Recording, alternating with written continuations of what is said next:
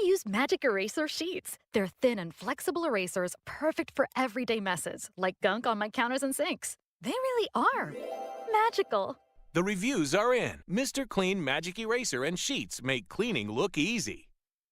Live from the Hiller Plumbing, Heating, Cooling, and Electrical Studios. WPRT FM Pegram, WPUC HD2 Laverne. Ross Chastain will be first to finish in the Ally 500 at Nashville Super Speedway. Nashville's exclusive home for NASCAR. 102.5 and 106.3. Checkered flag is in the air. Man, this is a win in the cup race. The Game. A Cromwell media station.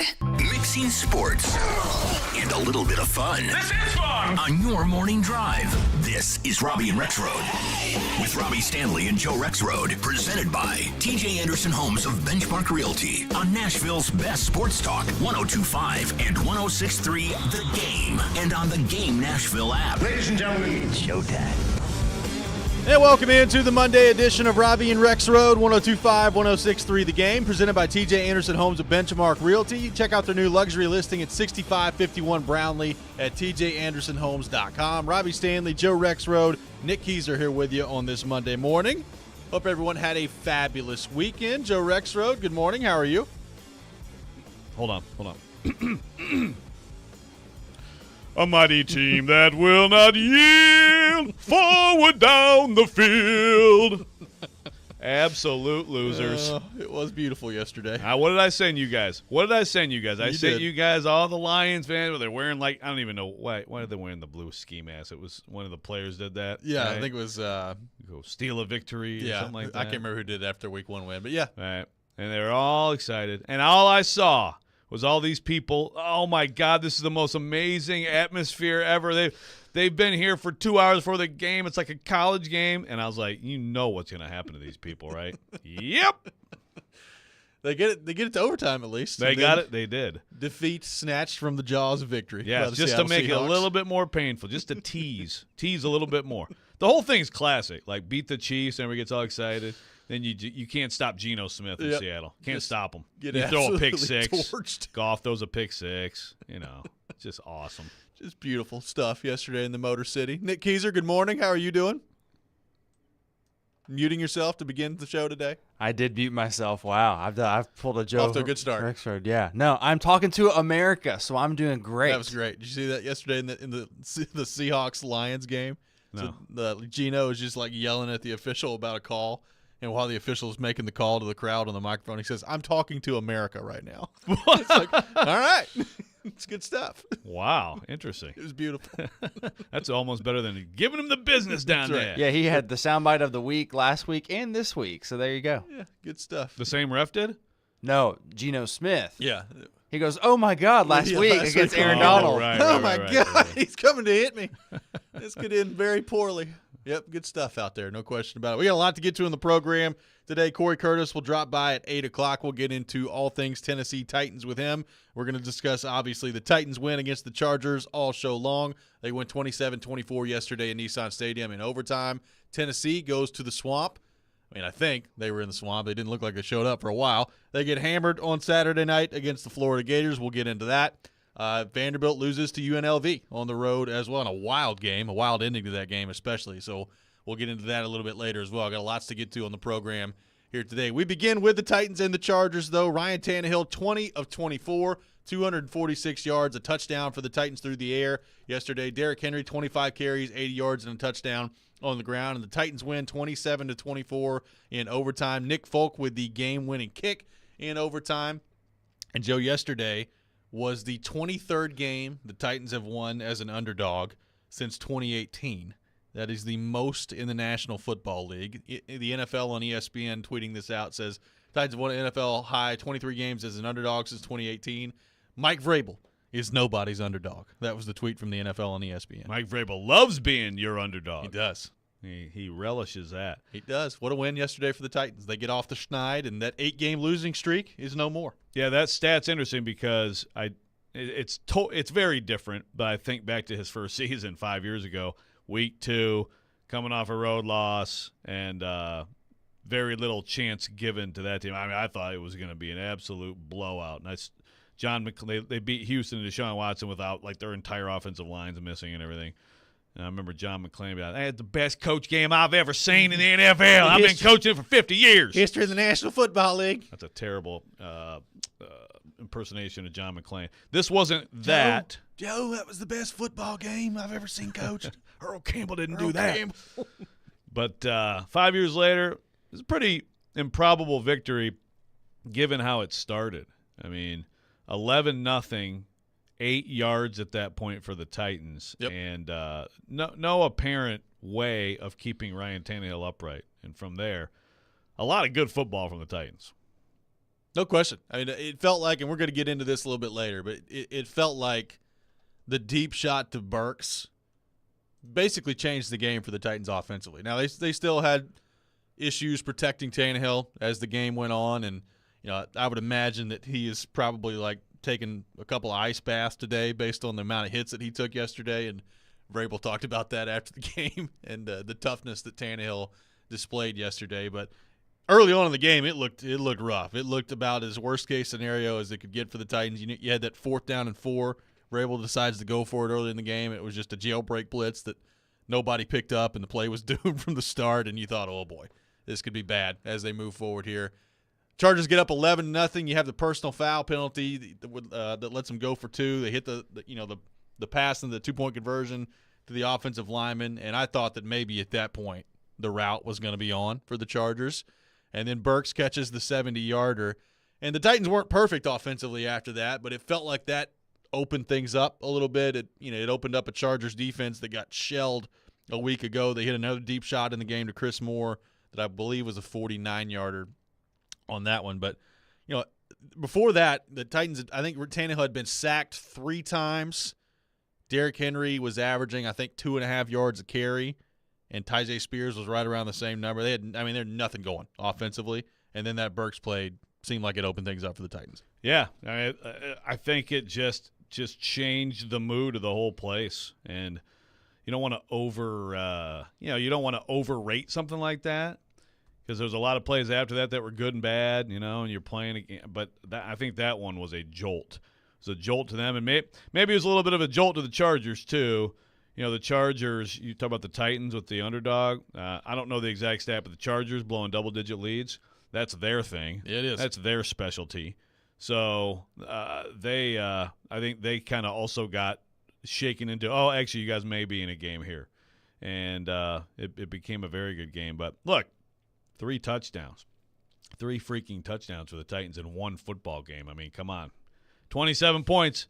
That is the most. They've matched their season high from last year. Their season high from last year, their last win, the most points, match that point. They beat Green Bay 27-17. We don't have to talk about that anymore. They've got the win, and there's hope, I think, for the offense. That's the thing. Moving forward out of this, I don't know why it is, and there's been some different bodies in there. Dylan Radins comes in, does a pretty good job. Yeah. I mean, 9 months after an ACL tear. Xavier Newman wasn't getting it done, but for whatever reason now in 2 games we've seen really bad protection issues early in games, and then I think it's adjustments, but also I just think some better blocking in some cases, like straight up just some better pass protection, pass blocking, and actually giving Tannehill time. You saw yesterday, give the guy time most days, other than that one Sunday in New Orleans, but most days give the guy time, and he's going to hurt the defense. By the way, the pass that he hit to Burks, I saw this last night. I think Next Gen Stats tweeted this out. It traveled 62 air yards. It was an absolute cannon launch by Ryan Tannehill.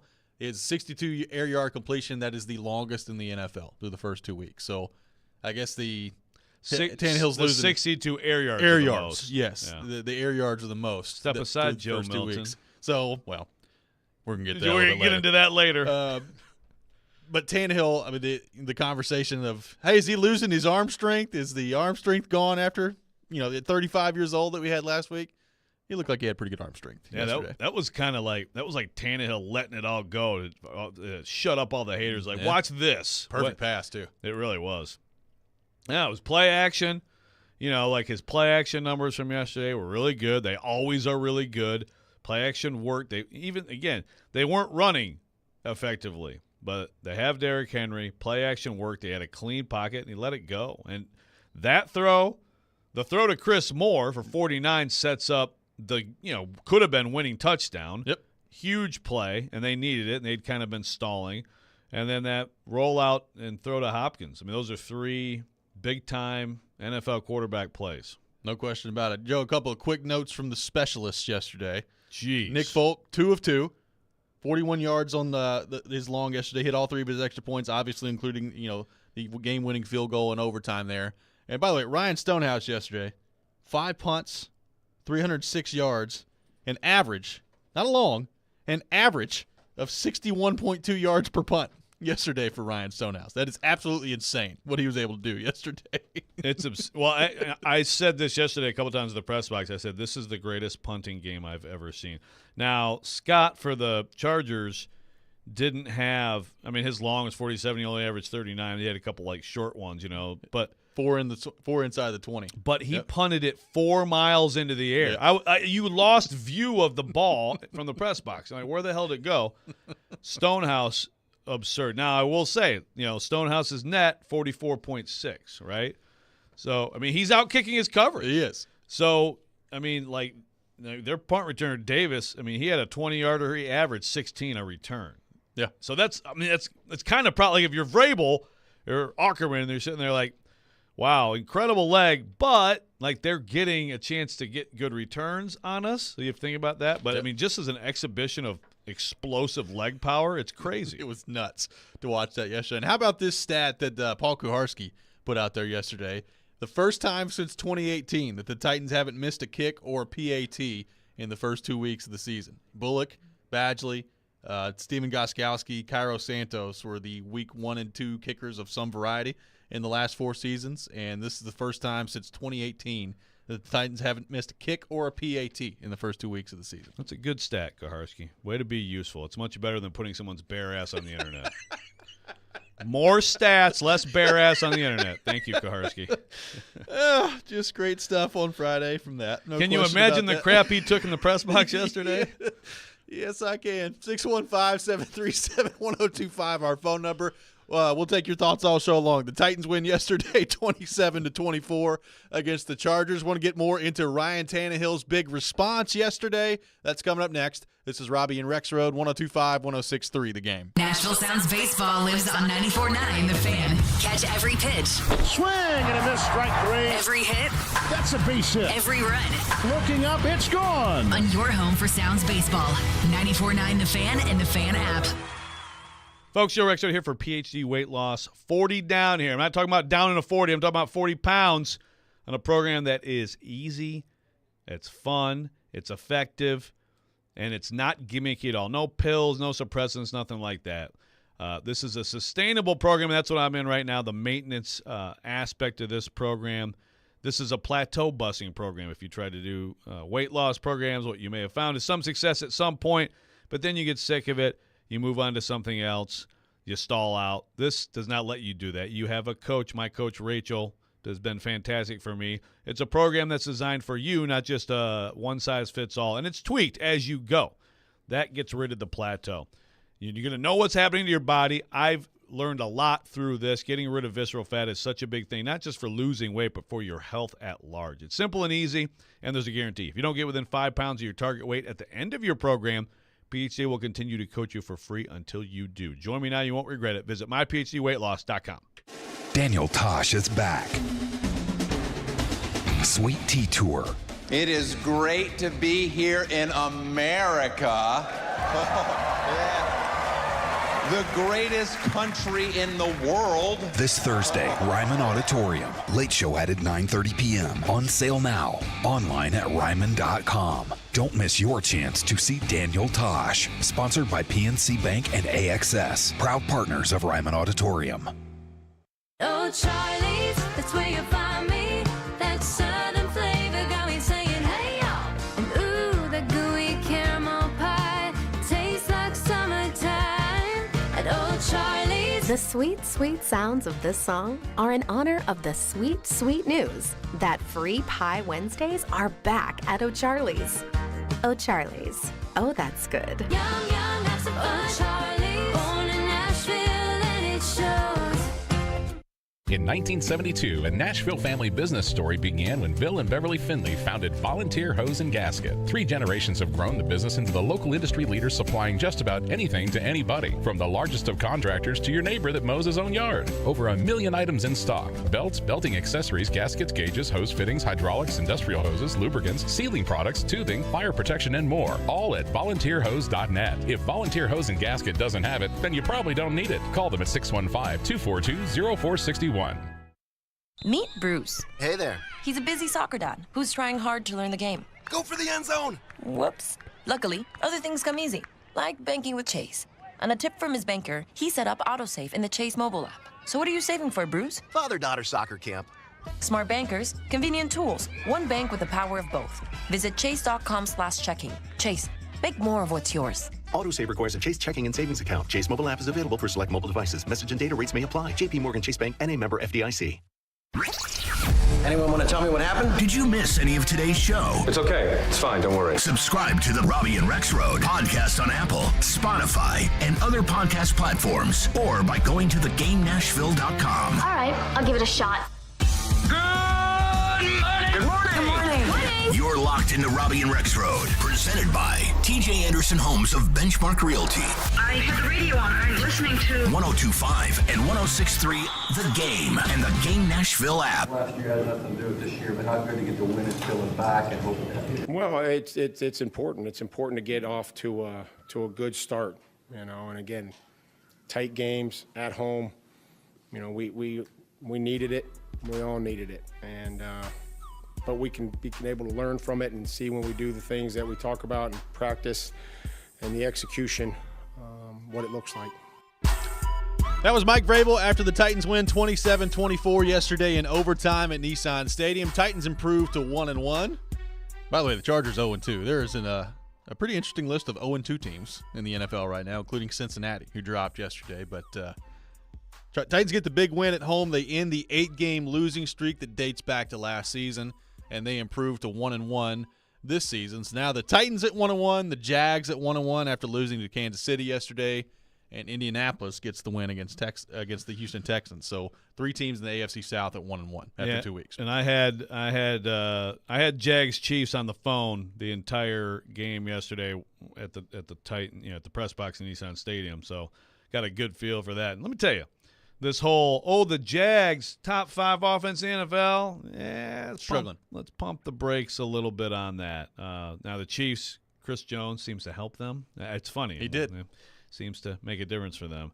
But this is a race in this division.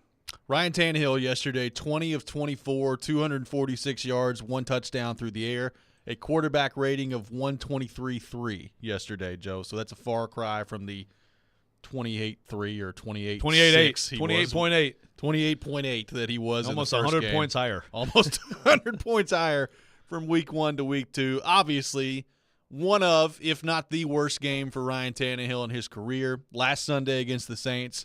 And I was interested to see how he would respond in this one. Now, early on, Joe, like we talked about, he got sacked 3 times in the first couple of drives. He ends up yesterday a total of 5 sacks for the Chargers, 6 quarterback hits for them yesterday against Tannehill.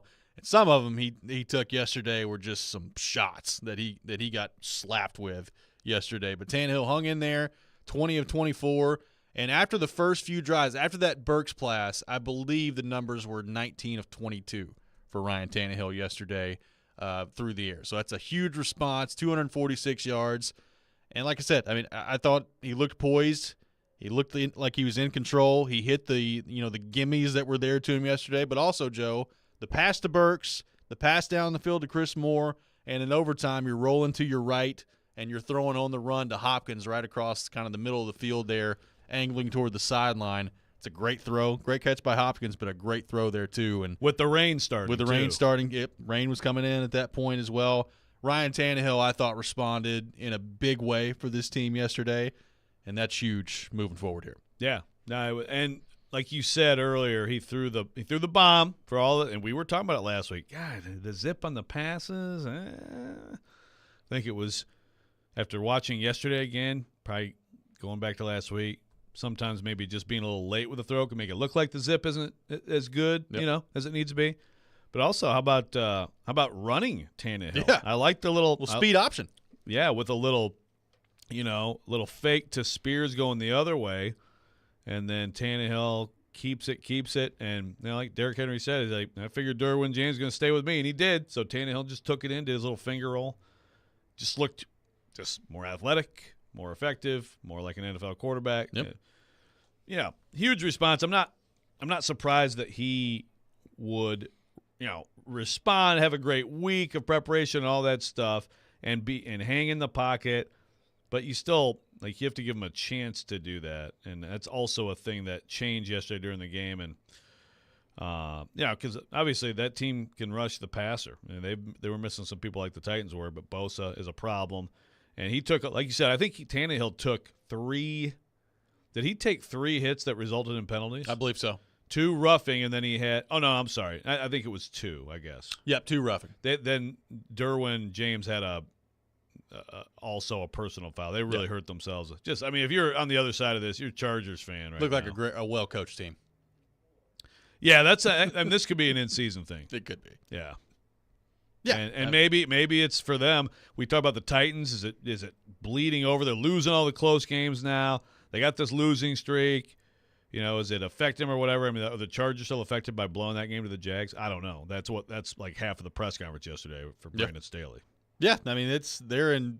We talked about what a big game this was for both teams, even though it's a week 2 game, right? You don't want to dig yourself in an 0-2 hole. I did not do that. That was Nick. We're not counting that as my Nick mute. is muting us now. I do not get credit for that mute. Is that Junie in there? He's in there. He's so excited about the Steelers. He decided to get up at 6 a.m. What's going on with Junie? Maybe so. I don't know. But I thought the Titans were intentional yesterday in spreading the ball around. It kind of felt like Hopkins was in week 1. Tannehill was just looking for Hopkins. I think Hopkins got targeted 13 times in that game. Yesterday, Burks 4 targets, Hopkins 5 targets, Okonkwo 4 targets, Henry 4 targets through the air, Tyjae Spear a couple of targets, Chig with 4 targets. You were spreading the ball around a little bit more yesterday, and that's people say, well, what's the big deal in that? Tannehill was still getting killed in the pocket yesterday, and they still made it a point to spread the ball around. And Vrabel talked about that in his post-game press conference too, how important that was. But I thought the Titans did a much better job of kind of spreading the love around offensively yesterday in the passing game. Well, it was weird almost because last week it's Hopkins, and I think his first target was in the second half, or maybe he had 1 target in the first half, but his first catch was in the second half for sure. Yep.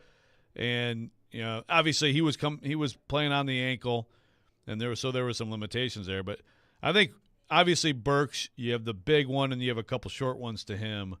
But I think the good thing to see was that Chig got targeted 4 times and had a couple really important catches. Had a big crossing pattern that was a big play in that game. So, yeah, it was mixing it around was good. And, yeah, just standing in there. Tannehill, the protection got better.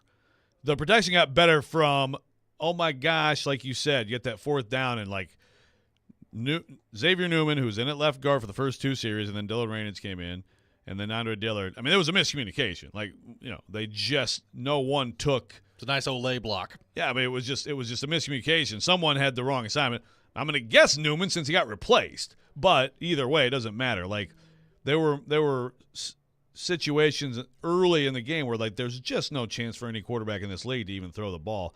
And then it gets to Tannehill actually able to go through progressions, but still taking hits. That's, in fact, I don't know the number on that, but it's got to be high. He got sacked 5 times, which is, of course, a big number. They were only credited with 6 quarterback hits yesterday. It feels like it was more than that to me.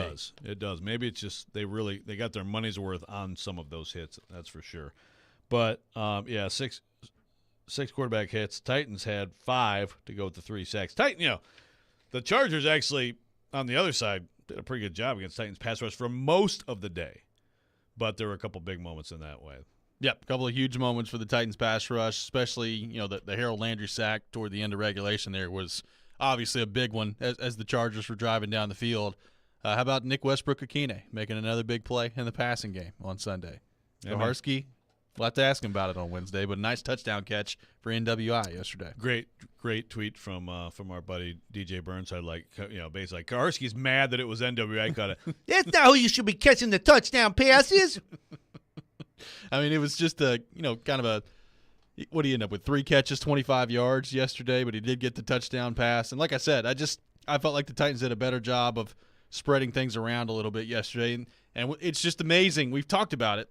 When you can hit those deep shots down the field, how much it opened things up a little bit. And they hit 2 of them yesterday. Burks for the 70-yarder and then Chris Moore for the 49-yarder, which, number one, I thought was a really good throw. Also an impressive catch because Chris Moore – he was open, but he was open by maybe a half step on that play. Great job of coming down with that ball and making sure you secure the catch to the ground there by Chris Moore. Yeah, it's really interesting with Chris Moore. He isn't playing much. No. And remember, this offense, even yesterday I'm watching it, I'm like, a few plays, I'm like, that's Kyle Phillips. Like, if you have Kyle Phillips, that gets easier. So remember, he's going to come in and he is going to be a factor. I believe that. And so, Chris Moore is kind of in the background, but here and there they sneak him out there. And it's almost like, was he like this team's Khalif Raymond? Maybe. Khalif Raymond, by the way, 36 nice touchdown yesterday. Catch for the Mighty Lions. John from Nashville on the text line says, I want to ask seriously, could the offensive line be worse than it was last season? The sack that he flew by Dillard when Dillard looked over and confused, Murray's sack came from an untouched player as well. This from John from Nashville on the text line asking if the offensive line is worse than it was last season. I don't think it will be. I think at times it's been as bad as you can get. Again, when you have these miscommunications, like the one sack, that's purely what it is, right? It's not anyone losing in pass protection. It's like they both decided not to block. It's on the other side, you had injuries, and that's an injury, right? Skoronski's out, by the way. Credit to Jared, tweeted that he had a appendix issue. Rappaport yesterday kind of fleshed it out, said he had appendectomy, which that could mean, I've heard a lot of that could mean like he could be back this week or he could be back like in October. I don't know. But that's injury related. Just like with the secondary, you have the McCreary and Avery miscommunication, and just Keenan Allen says, hey, I'm wide open. Wide open. That stuff happens. I don't think this line will be worse. I love being able to say this. Dylan Radin's coming back is pretty good as a depth guy. He's okay. Yeah. He's fine. So you have that. Skoronski will be back. Dillard has some bad snaps. There's no doubt. But, we're going to compare that so far to what we saw from Daly last year. I still think Dillard is an upgrade. I would not call it a massive upgrade at this point. But he kind of figures it out, too. In 2 great games now, he has sort of stabilized himself as they go. What they need to do is figure out how to start better. I do not think this offensive line will be worse than last year's, no. 615-737-1025. We'll continue the discussion on the Titans. Ryan Tannehill's performance yesterday, a bounce back for number 17. Titans win 27-24 yesterday against the Chargers. More of your thoughts on that next. You're listening to Robby and Rexrode, 102.5-106.3 The Game. Twin Peaks is the best in the game. Here, your favorite drafts are poured at a frosty 29 degrees, and rare barrel-aged whiskeys are served just the way you want them. It's bigger game days and bolder fight nights. Where else can you find a scratch kitchen that always comes in clutch? Every day, from lunch to late night. Only at Twin Peaks, the #1 sports bar. Twin Peaks is always adding exciting cocktails to the menu, like the expertly balanced Sincoro Hall of Fame Margarita. Try it at your local lodge today. Are you drowning in credit card debt? Want to get cash out of your home's equity? Loan Pronto can do it now in less than a week. Hey, Willie Donick here. That's right. Loan Pronto's Equity Express line of credit just got even faster. You can get $50,000, $100,000, even $200,000 in as little as 5 days. You don't even have to touch your primary mortgage. You can keep that 3% rate intact. Get just the money you need and pay off all those credit cards or get that home improvement project started. With this revolutionary program, you can access up to 90% of your home's value, and in most cases, there's no appraisal. Stop paying insane interest rates to the credit card companies and get tens or even hundreds of thousands of dollars in cash in as little as 5 days. Call Loan Pronto now for the even faster Equity Express line. 615-499-5780. That's 615-499-5780 or go to loanpronto.com. 615-499-5780. Equal Housing Lender, NMLS 1661781, subject to lender approval. It's time for another Kubota Field event hosted by Coleman Tractor of Nashville. Our biggest sales event of the year will take place on Thursday, September 21st at the Nashville Gun Club during the Shooting Hunger Sporting Clays Shoot. Stop by our booth to learn all about Kubota. Zero-turn mowers, utility vehicles, and more. Take advantage of Kubota's competitive financing offers, receive a coupon for up to $250, plus enter to win prizes. Try it and buy it at Coleman Tractor of Nashville during the Shooting Hunger Sporting Clays Shoot at the Nashville Gun Club, Thursday, September 21st. The event kicks off at 7:30 a.m. Finding great candidates to hire can be like, well, trying to find a needle in a haystack. Sure, you can post your job to some job board, but then all you can do is hope the right person comes along, which is why you should try ZipRecruiter for free at ziprecruiter.com/free. ZipRecruiter doesn't depend on candidates finding you. Its powerful technology identifies people with the right experience and actively invites them to apply to your job. You get qualified candidates fast. So while other companies might deliver a lot of hay, ZipRecruiter finds you what you're looking for. The needle in the haystack. 4 out of 5 employers who post a job on ZipRecruiter get a quality candidate through the site within the first day. ZipRecruiter, the smartest way to hire. And right now, you can try ZipRecruiter for free. That's right, free. Just go to this exclusive web address, ziprecruiter.com/free. That's ziprecruiter.com/free. ZipRecruiter.com/free. Insightful discussion. When we talk about the person that these players are. 3 goals scored in the first 5 minutes. He wants to be the starter, day one. Mixed with spirited debate. Okay, but They are Caroline, Willie, and D-Mace. With Caroline Fenton, Willie Donick, and former NFL wide receiver Derek Mason. We got the whole thing covered. We got it all covered. Here. Weekdays at 11 on 102.5 and 106.3 The Game and the Game Nashville app. Hey, Nashville, it's Mike Greenberg, and you're listening to Nashville's best sports talk, ESPN 102.5 The Game. Welcome back in, Robby and Rexrode, 102.5, 106.3 The Game. We are streaming live on Twitch, Twitter, YouTube, and Facebook. Our video streaming brought to you by Superbook, live from our 102.5 The Game studio. Brought to you by Hiller Plumbing, Heating, Cooling, and Electrical. Taking your thoughts on the Titans, 615-737-1025 is our phone number. Let's go to our 102.5 The Game phone line, driven by WilsonCountyHyundai.com. And welcome in Jaden, who wants to weigh in. Jaden, good morning. Thanks for calling in. Good morning, gents. How you all doing? Good, man. Great. Good. So I thought all around yesterday it was a great improvement from the Titans, especially from week 1 there in New Orleans. I thought a big turning, or I don't know if it would be a turning point or not, was that penalty for the hit on the defenseless player on NWI.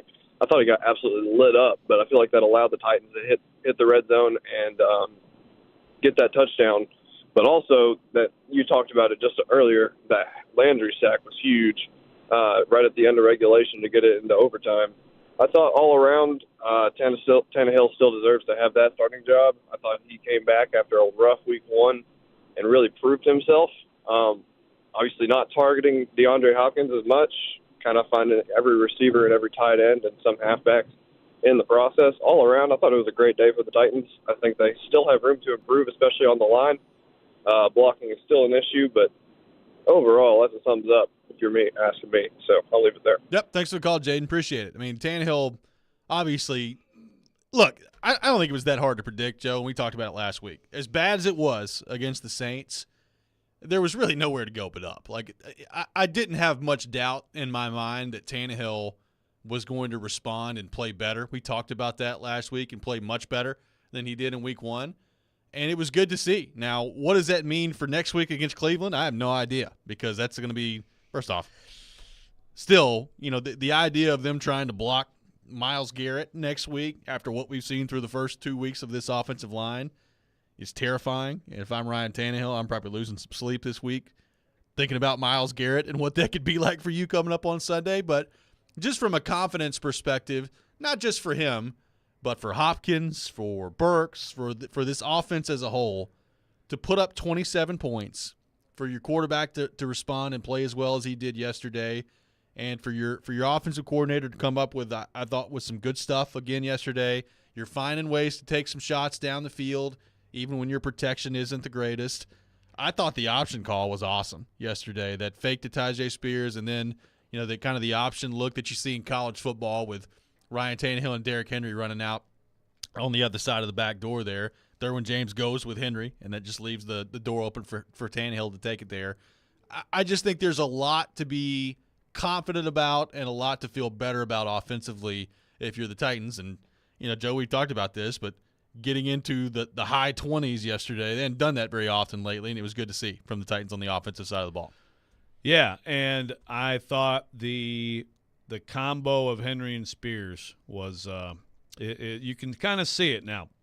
I mean, Spears, it's funny because Henry, a grinding day, 25 for 80 and a touchdown. I mean, that's 3-2 a carry. There was a lot. There's some 1-yarders in there still, and they were trying to make sure they went to him in the second half in a close game, and I think it's worth doing that. But when you switch from Henry to Spears, like you time everything in the NFL, right? I mean, everything is down to the we know the mile per hour on a run. You got hang time. You got everything is timed to.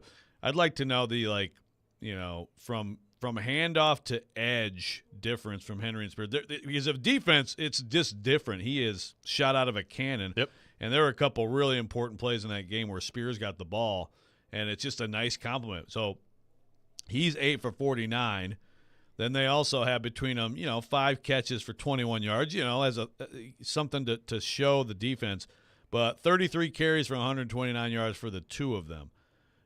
I guess that used to be all Derrick Henry. Yep. But it's a nice compliment with those two, and I think you're just going to see more of that. And there's a lot of creativity in both of them on the field and different ways they're used. I think if they keep having games like that where they're both producing, I think you can even lean into that more and use that creativity and really give defenses something to think about. No, we talked heading into this game too. Burks is going to have to be the deep play guy for the Titans. Like I believe that this year, that when you're taking a shot down the field, he's got the ability to get behind the defense and to go up and make a play and get the ball.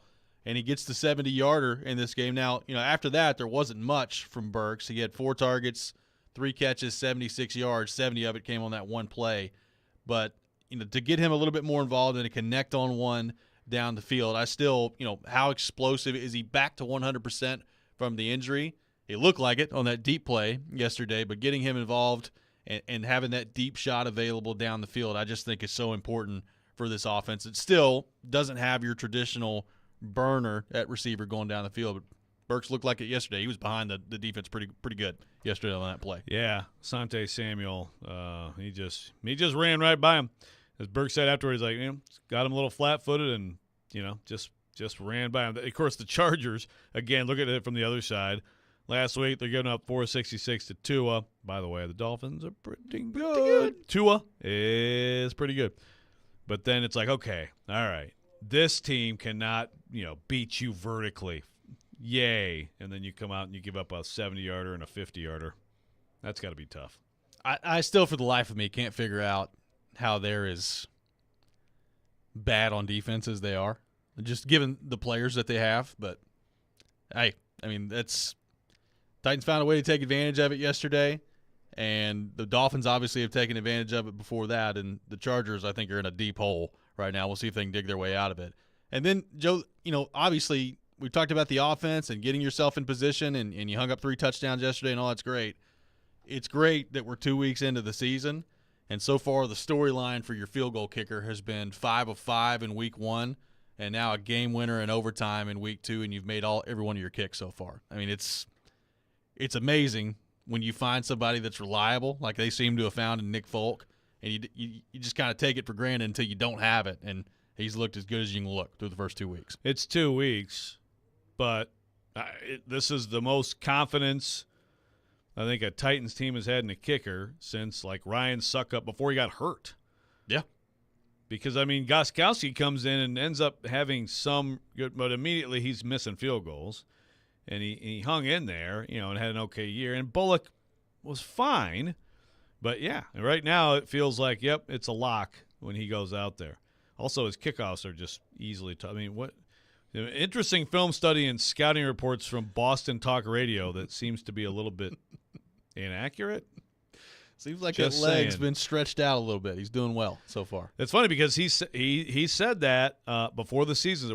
Right when he got here, he's like, "Well, I worked out differently this offseason, like for the kickoffs," and I was working like, out. I was like, "Huh, okay," and it's like, "Oh, I guess he's right because he's having no problems at all with that." Yeah, no, he's looked really good so far. Let's go to the text line driven by WilsonCountyHyundai.com. Dustin on the text line says, Hopkins isn't Julio 2.0, and can we finally give NWI the credit where it's due? He's dependable AF. This is from Dustin on the text line. Joe, your thoughts? Not giving NWI enough credit, and Hopkins is not Julio 2.0. Good to see him available and playing in this game, by the way. Remember my called shot that NWI doesn't make the team? Yes. I didn't really think that was going to happen, by the way, but Just I a have called to make shot. fun of myself some. No, NWI he's solid. Again, I think some of those opportunities maybe go to Kyle Phillips moving forward, but we'll see. I mean, NWI, look, this is important. He's a blocker. He's a blocker in the run game. He's solid. And he and Tannehill have a really good chemistry that's been built over years. And so, I mean, that touchdown was obviously a big play. That was another, little play action, flip to NWI. He's good, guys. He's good. He's fine. Josh on the text line from Dixon says, I like Spears, but I hate it when they hand the ball off to anyone other than Henry. I don't know why you want to take the ball out of the hands of your best player. Also, we're not going to see the long runs with Henry if he isn't running the ball enough to wear the defense down. He ran about 25 times yesterday, He had guys. 25 carries. So Spears got 8 carries and got 49 yards, 6-1 a carry. You don't want that? You don't like that? I mean, I get it. Like, everybody loves Derrick Henry, and Derrick Henry's important, and he's good, and he's going to have a good year. But if a guy's giving you 49 yards on 8 carries, I'd give him the ball some. Well, look, and I agree with Josh and everybody else from the standpoint of they did not use him enough week 1. There's no question about it. I mean, obviously the Titans tried to correct that heading into this game. And, Derrick Henry wasn't bad yesterday. He was 25 carries, 80 yards, 3.2 a carry. It's not great yards per carry that he put out there yesterday. He did have a nice 23-yarder that he broke yesterday as well. But I thought they complemented each other really well yesterday. And by the way, underrated play in the game, but Tyjae Spears in overtime had a big carry to kind of set that play up before the Hopkins pass. Big too. play. So it's a huge play. So I thought yesterday they used both of them pretty well in terms of the usage rate and what I'd like to see from them moving forward here. And like I said, 6.1 yards a carry. I'll take that from Spears every week. I mean, I could make the case that like 25-8 could have been 22-11, which I know is hilarious to say after a week ago. We're like, how do you not give it? But I mean, 25 for 80, 8 for 49. I mean, you could make the case that you could spread it out a little bit more and have even more success. But, it's going to be different every week. Bottom line is they're both going to be used at times together. There's creativity in that. And, one thing that I've really been impressed with Derrick Henry, by the way, because he's like sometimes he's off the field on first down. Tim Kelly's making it a lot less predictable than it used to be, right? Derrick Henry in pass pro has been pretty good. Yeah. And it's just like one of those things you a lot of times don't see as much. Now, certainly on some of those play action shots, and he stays in the pass pro. He's just had some really good explosive pass pro reps. So it's like, yeah, Derrick Henry as a blocker also will hit you hard. He on the one run with the 20-yarder or whatever, 23-yarder, he absolutely. I thought he almost killed that guy. I did too. It was crazy. But so take that run. So that's, he had a 20, and I know you can do this a lot with a running back. The running back has a 50-yarder, has a 110-yard game, and okay, well, what if you didn't have the 50-yarder? But take away the 23-yarder, you're talking 24 carries for 57 yards. Right. And it's not very efficient. Now, I'm not saying you don't give him the ball. You do give him the ball, but I'm just saying he got the ball plenty yesterday. Yeah, he had plenty of opportunity. 615-737-1025, our phone number. We'll continue the discussion on the Titans. Make more of your thoughts on our phone and text lines driven by WilsonCountyHyundai.com. Dwight, hang with us. We'll get to you coming up next as well. You're listening to Robby and Rexrode, 102.5, 106.3, The Game. Wainwright, box 2 run, double catch. He takes you inside the huddle through the eyes of a quarterback. Wide 85, take! Catch ESPN NFL analyst Tim Hasselbeck every Tuesday at noon as he breaks down the big stories in the NFL. Buffalo, maybe Miami. And with the Tennessee Titans. The Titans might be like, we're interested in a 1 year, $1 million contract. Tim Hasselbeck is on Caroline, Willie, and D-Mace on 102.5 and 106.3 The Game and the Game Nashville app. Attention all fire and safety line experts. Middle Tennessee's fastest growing fire protection company is looking for experienced service technicians, designers, and sprinkler system experts like you. Tired of working for a large corporate employer? Work for a company where you're more than just a number. Jarrett Fire Protection is owned and operated by Nashville natives and wants to invite you to grow with their amazing team. Hi, I'm Jason Jarrett, owner of Jarrett Companies. I'm looking to hire experienced sprinkler experts and will offer a sign-on bonus of up to $5,000 for certified professionals. In addition to our great benefits that include a 401k match, PTO, and top pay with annual bonuses, we will also provide you with the top-of-the-line tools, trucks, and equipment that you need to grow your career. Our customer base is large and business is booming with many opportunities for advancement. Give us a call or go online to jarrettfire.com and apply today to become a member of our family and protect our community. That's JARRETT fire.com. Jarrett Companies, where we are above and beyond industry standards. At Mercedes-Benz of Music City, a healthy and productive culture takes a day-to-day discipline. Here's Sam Cavett, General Manager, with a few thoughts. Mercedes-Benz has its standard, and we have Dream Motor Group standards. They're definitely on the same level, but I feel like we challenge ourselves at least as much as Mercedes-Benz challenges us. It's a genuine motivation to take care of customers, and we see it in the customer reviews. Live the dream at Mercedes-Benz of Music City, mbofmc.com. At the Home Depot, Saturdays are about two things. Easy cleanup with the Ryobi 18-volt ONE+ Whisper Series leaf blower and football. That's right, Reese Davis. With variable speed, it has the power for when you really need it and just the right amount when you don't. And the ONE+ battery platform means you go from yard work to DIY in just a click, so you can get projects done faster. Which means more time for football. For football. Upgrade your Saturday with Ryobi and the Home Depot. How doers get more done. At the Home Depot, Saturdays are about two things. The one-of-a-kind wood-fired flavor of a Traeger Ironwood XL grill. And football. That's right, Desmond Howard. Get fired up for the game in just a tap with Traeger's intuitive touchscreen. Then throw on your favorites and monitor the grill from anywhere with Wi-Fi technology. So you spend less time staring at the grill, which means more time for football. For football. Upgrade your Saturday with Traeger and the Home Depot. How doers get more done. For the ones who work hard to ensure their crew can always go the extra mile, and the ones who get in early so everyone can go home on time, there's Grainger, offering professional-grade supplies backed by product experts so you can quickly and easily find what you need. Plus, you can count on access to a committed team ready to go the extra mile for you. Call, click Grainger.com, or just stop by. Grainger, for the ones who get it done. New home. New energy. Same Blue Raiders. 99 yards! Touchdown, Middle Tennessee! Catch every game for MTSU on 93.3 Classic Hits. Coach Rick Stockstill is poised to lead his team to yet another bowl appearance. We're really excited about this opportunity. Your home for the Blue Raiders is 93.3 Classic Hits and the Classic Hits app.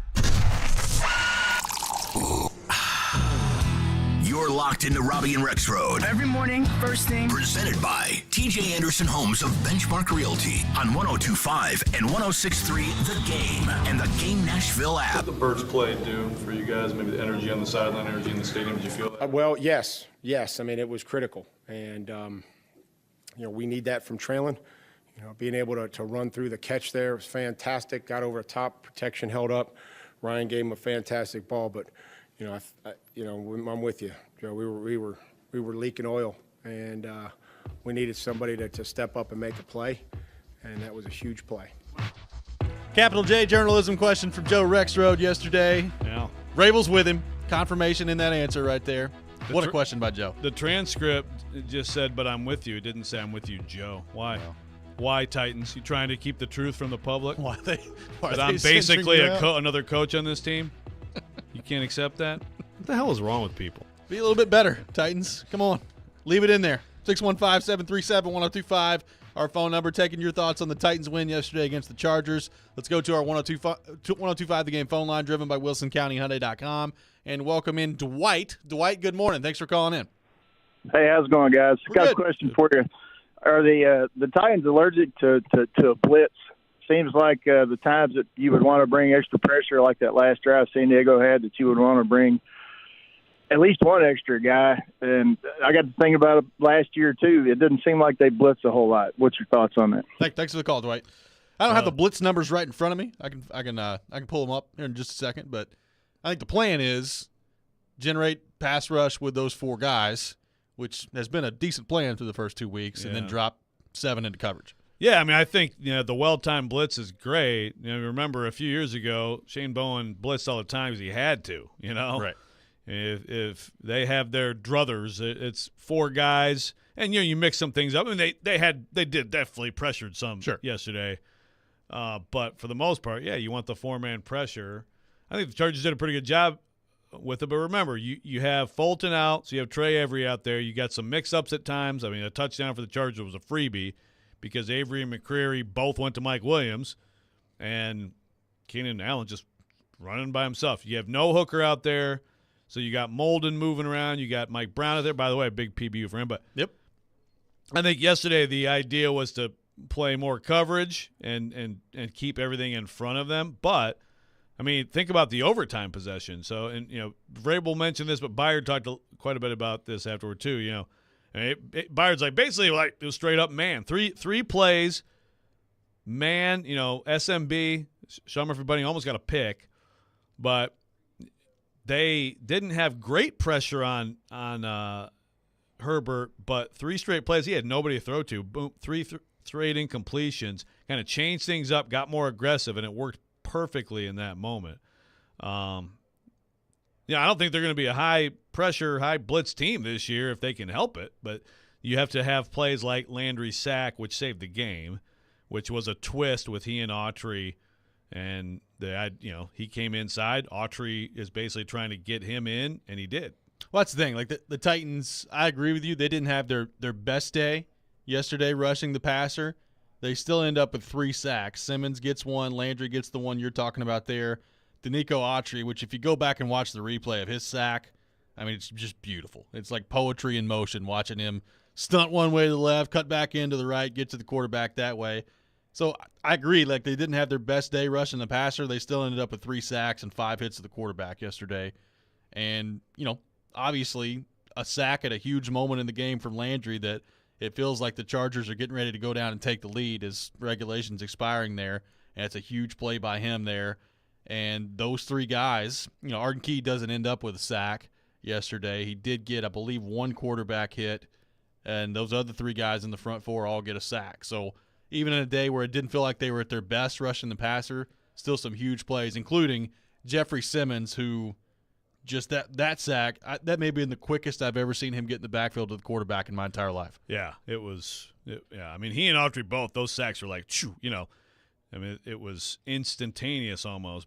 But, yeah, look, I mean, the Chargers did a pretty good job for the most part. I mean, for a lot of the day, I thought that Herbert had time and had pretty clean pockets. So, the Titans, I mean, if you would have told me basically, and I haven't seen the pass rush win rate numbers, but if you would have told me that the Chargers would protect the way they did for most of the game, I would have not liked the Titans' chances to win this game, especially with the secondary in the state it's in. But you find those moments where you get to them. They want it to be more consistent. That could be a big deal for Landry to get that sack. And Key, was quiet after that huge first game, but he did draw a big holding penalty. What were your thoughts on the secondary yesterday and the way that they held up without obviously Christian Fulton being in there, no Amani Hooker in there as well? Trey Avery was back and was available in this game.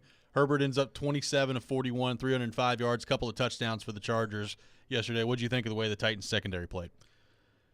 I mean, it's just those 2 guys are tough. Keenan Allen and Mike Williams. I mean, Mike Williams is just – I mean, he's a a tight end at receiver. Yep. So he's got – I mean, those two guys had 23 targets. I mean, that's what they do. But then you have like Everett had that beastly 29-yarder too. I mean, they've got – I mean, Smart had that 24-yarder. But 23 targets, 16 catches, 194 yards and 2 touchdowns between those two receivers. It's just – so if Fulton was available and Hooker was available, it would have looked better. I thought Avery – I mean, it was big to have Avery back. I mean, he had some ups and downs, and they picked on him a lot, without question. They threw his way a ton. But, I mean, they held up all right. Again, Mike Brown had the big PBU. That last possession, all of a sudden, they're manning up, and it's 3 straight incompletions and almost a pick. So it wasn't perfect, but not bad. And I think this week you probably get Hooker back. You probably get Hooker and Fulton back. And, again, you can see where it could all work well together. You just have to expect more injuries, though. Yep, at this point. Actually, like in-game, I mean, yesterday was a good health day for the Titans. It was. Yeah, it absolutely Did anybody was. get – I mean, Chig got hurt early and was fine. Yep. I don't think anybody else got hurt, right? Yeah. Like at least hurt to the point of we didn't get an injury update in the game or anybody had to leave the game. So actually kind of amazing. It's a turf field out there at Nissan Stadium. It's a little bit more forgiving. Maybe that's what it is. You found the key. I got a text that says, I've never been so happy to admit that I was so wrong. I totally overreacted to week 1. It happens. Not realizing that there's a lot that needed to come together from such a terrible offense last year. I'm excited to get them to see them going forth. I'm sorry for acting so dumb about it last week. This is from an unnamed texter on the text line. Week That's 1 okay. happens. Week one happens. The overreactions are all over the place. So it's okay. You don't feel bad. I mean, you look at this offense, and it's still like – I mean, someone on the text line also said, what about, Skoronski comes back. Do you think about if Radins is going to be solid there?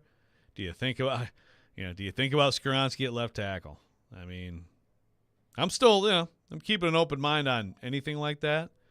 I mean, I doubt that's what happens. I think Radins probably goes back to being – that's what he was told yesterday, by the way, which is kind of interesting. It kind of tells you a little bit of what they think of him and also, I guess, their depth overall. But Radins was told yesterday that you're the first guy in. Left tackle, any other spot other than center, because he does not play center. Yep. He would have been first in the game. Kind of interesting, right? That is pretty interesting. Kind of shows you what they think of him. And, look, it wasn't that long. It was a couple weeks ago that he was cleared off of PUP, and we thought maybe it would take him a minute. Yeah. Week 2, him being in there and playing the way that he did. I did not have that one coming on the bingo card yesterday. No, I thought maybe like by the end, because obviously he was active, so that tells you that he maybe could be available in the first 4 weeks. But I thought it'd be a little bit later in that timeline.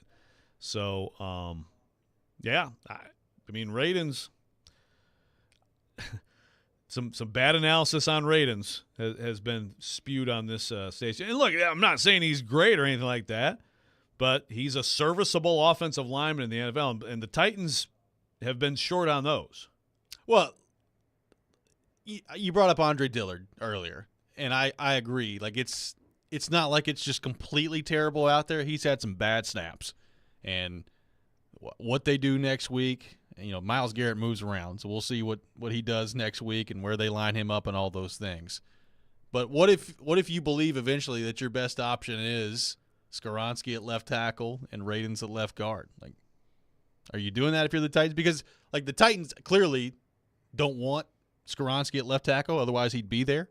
And I know he played that in college, but, I mean, based on what I've seen from Skoronski, I know guard and tackle are two very different things. But I do feel like he'd probably be a better option at left tackle than they currently have in Andre Dillard. I think he probably would be too. It's just a matter of, like, what's the entire picture look like? And look, Vrabel has said it a bunch of times. I think at some point you have to believe him. I mean, inside-out protection, not allowing heat on the inside is very important. Yep, it's important in this league. So, but yeah, I think it's possible. I think anything should be on the table. it hasn't been a terrible start for Dillard. It's just that on a few plays where he's gotten beat, it's been very obvious. 615-737-1025. We'll continue to take your reaction to the Titans win yesterday at Nissan Stadium. They take down the Chargers 27-24. More on that coming up next. We'll get into Tennessee and Florida in the next hour as well. Corey Curtis joining the show at 8 o'clock. All that coming up. This is Robby and Rexrode, 102.5, 106.3 The Game. All the big plays. And we are done. Vandy 24-21. All the big stories. I'm sure Vandy will be a much better team if Clark Lee is the coach. All in one place. We are Nashville's best sports talk. 102.5 and 106.3. What a stop by UC Sarah. Then he wouldn't end up on my team. Driving his way to victory lane. I think that's the right strategy. The Game and the Game Nashville app. ElectronicExpress.com. We make it happen. The two most sought-after, most prestigious names in bridal jewelry come together for one epic event this weekend at Genesis Diamonds. Tacori and Veragio, the world's premier designers, are showing off their entire collections. All the latest designs, many showcased for the first time ever, with up to $5,000 in savings. Everyone loves Tacori, meticulously crafted by master artisans in their California design studio. Discover the hidden details and exceptional quality that sets Tacori apart. There's always more than meets the eye with Tacori. Come explore the entire Tacori collection, including all new Tacori fine jewelry, earrings, bracelets, eternity bands, pendants, and more. If you're engagement ring shopping, this is a once-a-year event you can't miss. Other jewelers aren't even allowed to carry these iconic American-made brands. Also for this event, Genesis is showcasing an expanded selection of GIA-certified diamonds in all shapes and sizes. Come join us and take advantage of special incentives, zero interest financing, and as much as $5,000 in savings. This Friday through Sunday, only at Genesis Diamonds, Green Hills and Cool Springs. It's Raymond and Austin. We're back on All-Star Sports Radio. Celebrating their 30th year, our sportsbook and casino sponsor, BetUS.com, is offering a 125% sign-up bonus plus up to 30 risk-free bets. It's called Bet Protect, the perfect offer for crazy plays, like the famous butt fumble. It's the GOAT of embarrassing plays. Really, remember when you bet me you could do a live show with a GOAT as your co-host, and he face-kicked you? Thankfully, I didn't take the under on that one. Anyway, folks, get Bet Protect today. The industry's biggest 125% sign-up bonus plus up to 30 risk-free bets. BetUS.com, where the game begins. Actor Portrayal, based on a real patient experience. I'm Mike. I'm a husband, proud father of two, work my butt off 6 days a week, some nights too. When my family or my company needs me to make it happen, I make it happen. But a few months ago, I started having trouble making it happen, in the bedroom.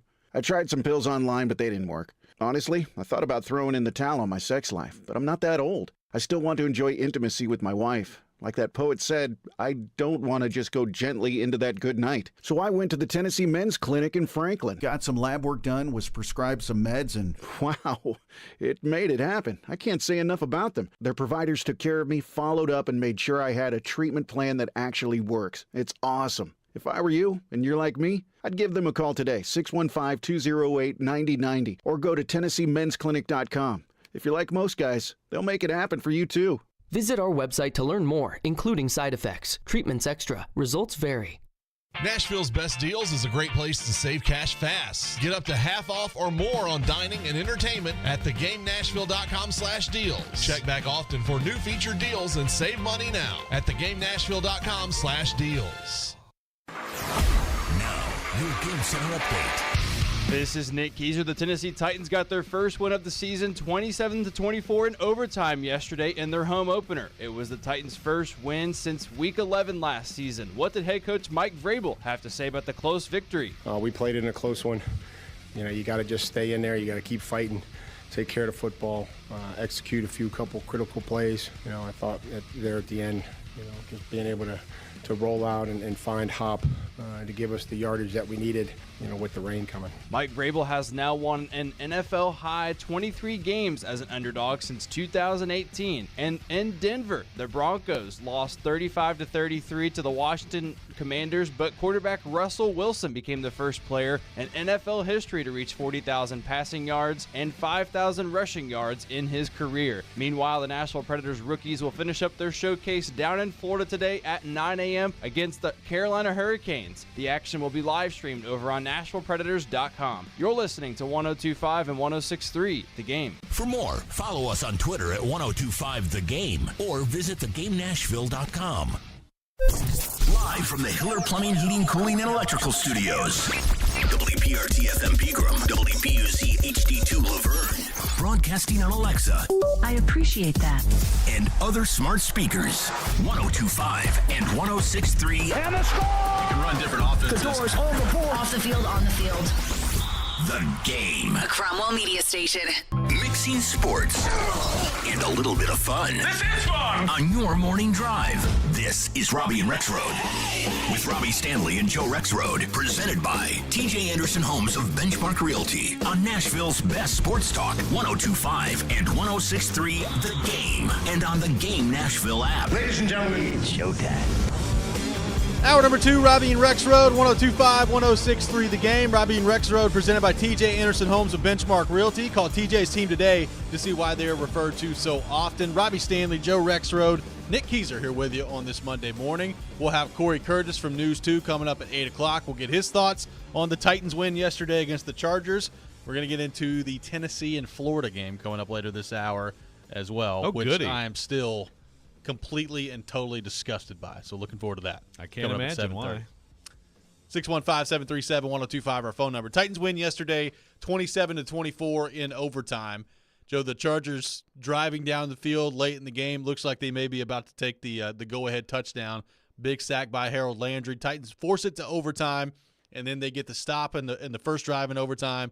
Go back down the field. Nick Folk kicks the game winner yesterday, and the Titans win. They did snap an 8-game losing streak dating back to last year. This year it's only week 2. So 1-1. I know that Ryan Tannehill talked yesterday about how the Titans are not thinking about what happened at the end of last year. But to get that win in an AFC game against a team that was also really needing a win heading into yesterday's game, to get to 1-1, you're back in the swing of things in the division. You're tied now with Jacksonville and Indianapolis, but 1-1 in the AFC South. I know it's week 2, and there's still a lot of football left to be played there. But I just think from a psychological standpoint, from pretty much every standpoint you want to throw out there, that's just a huge result at the end of the day for the Titans yesterday. And we keep talking about it. The first part of this schedule here is really rough for the Titans. If you could find a way by the time you come back home from London to even be at 3-3, I think you'd be in really good shape. If you're the Titans at that point, you'd be in a good spot.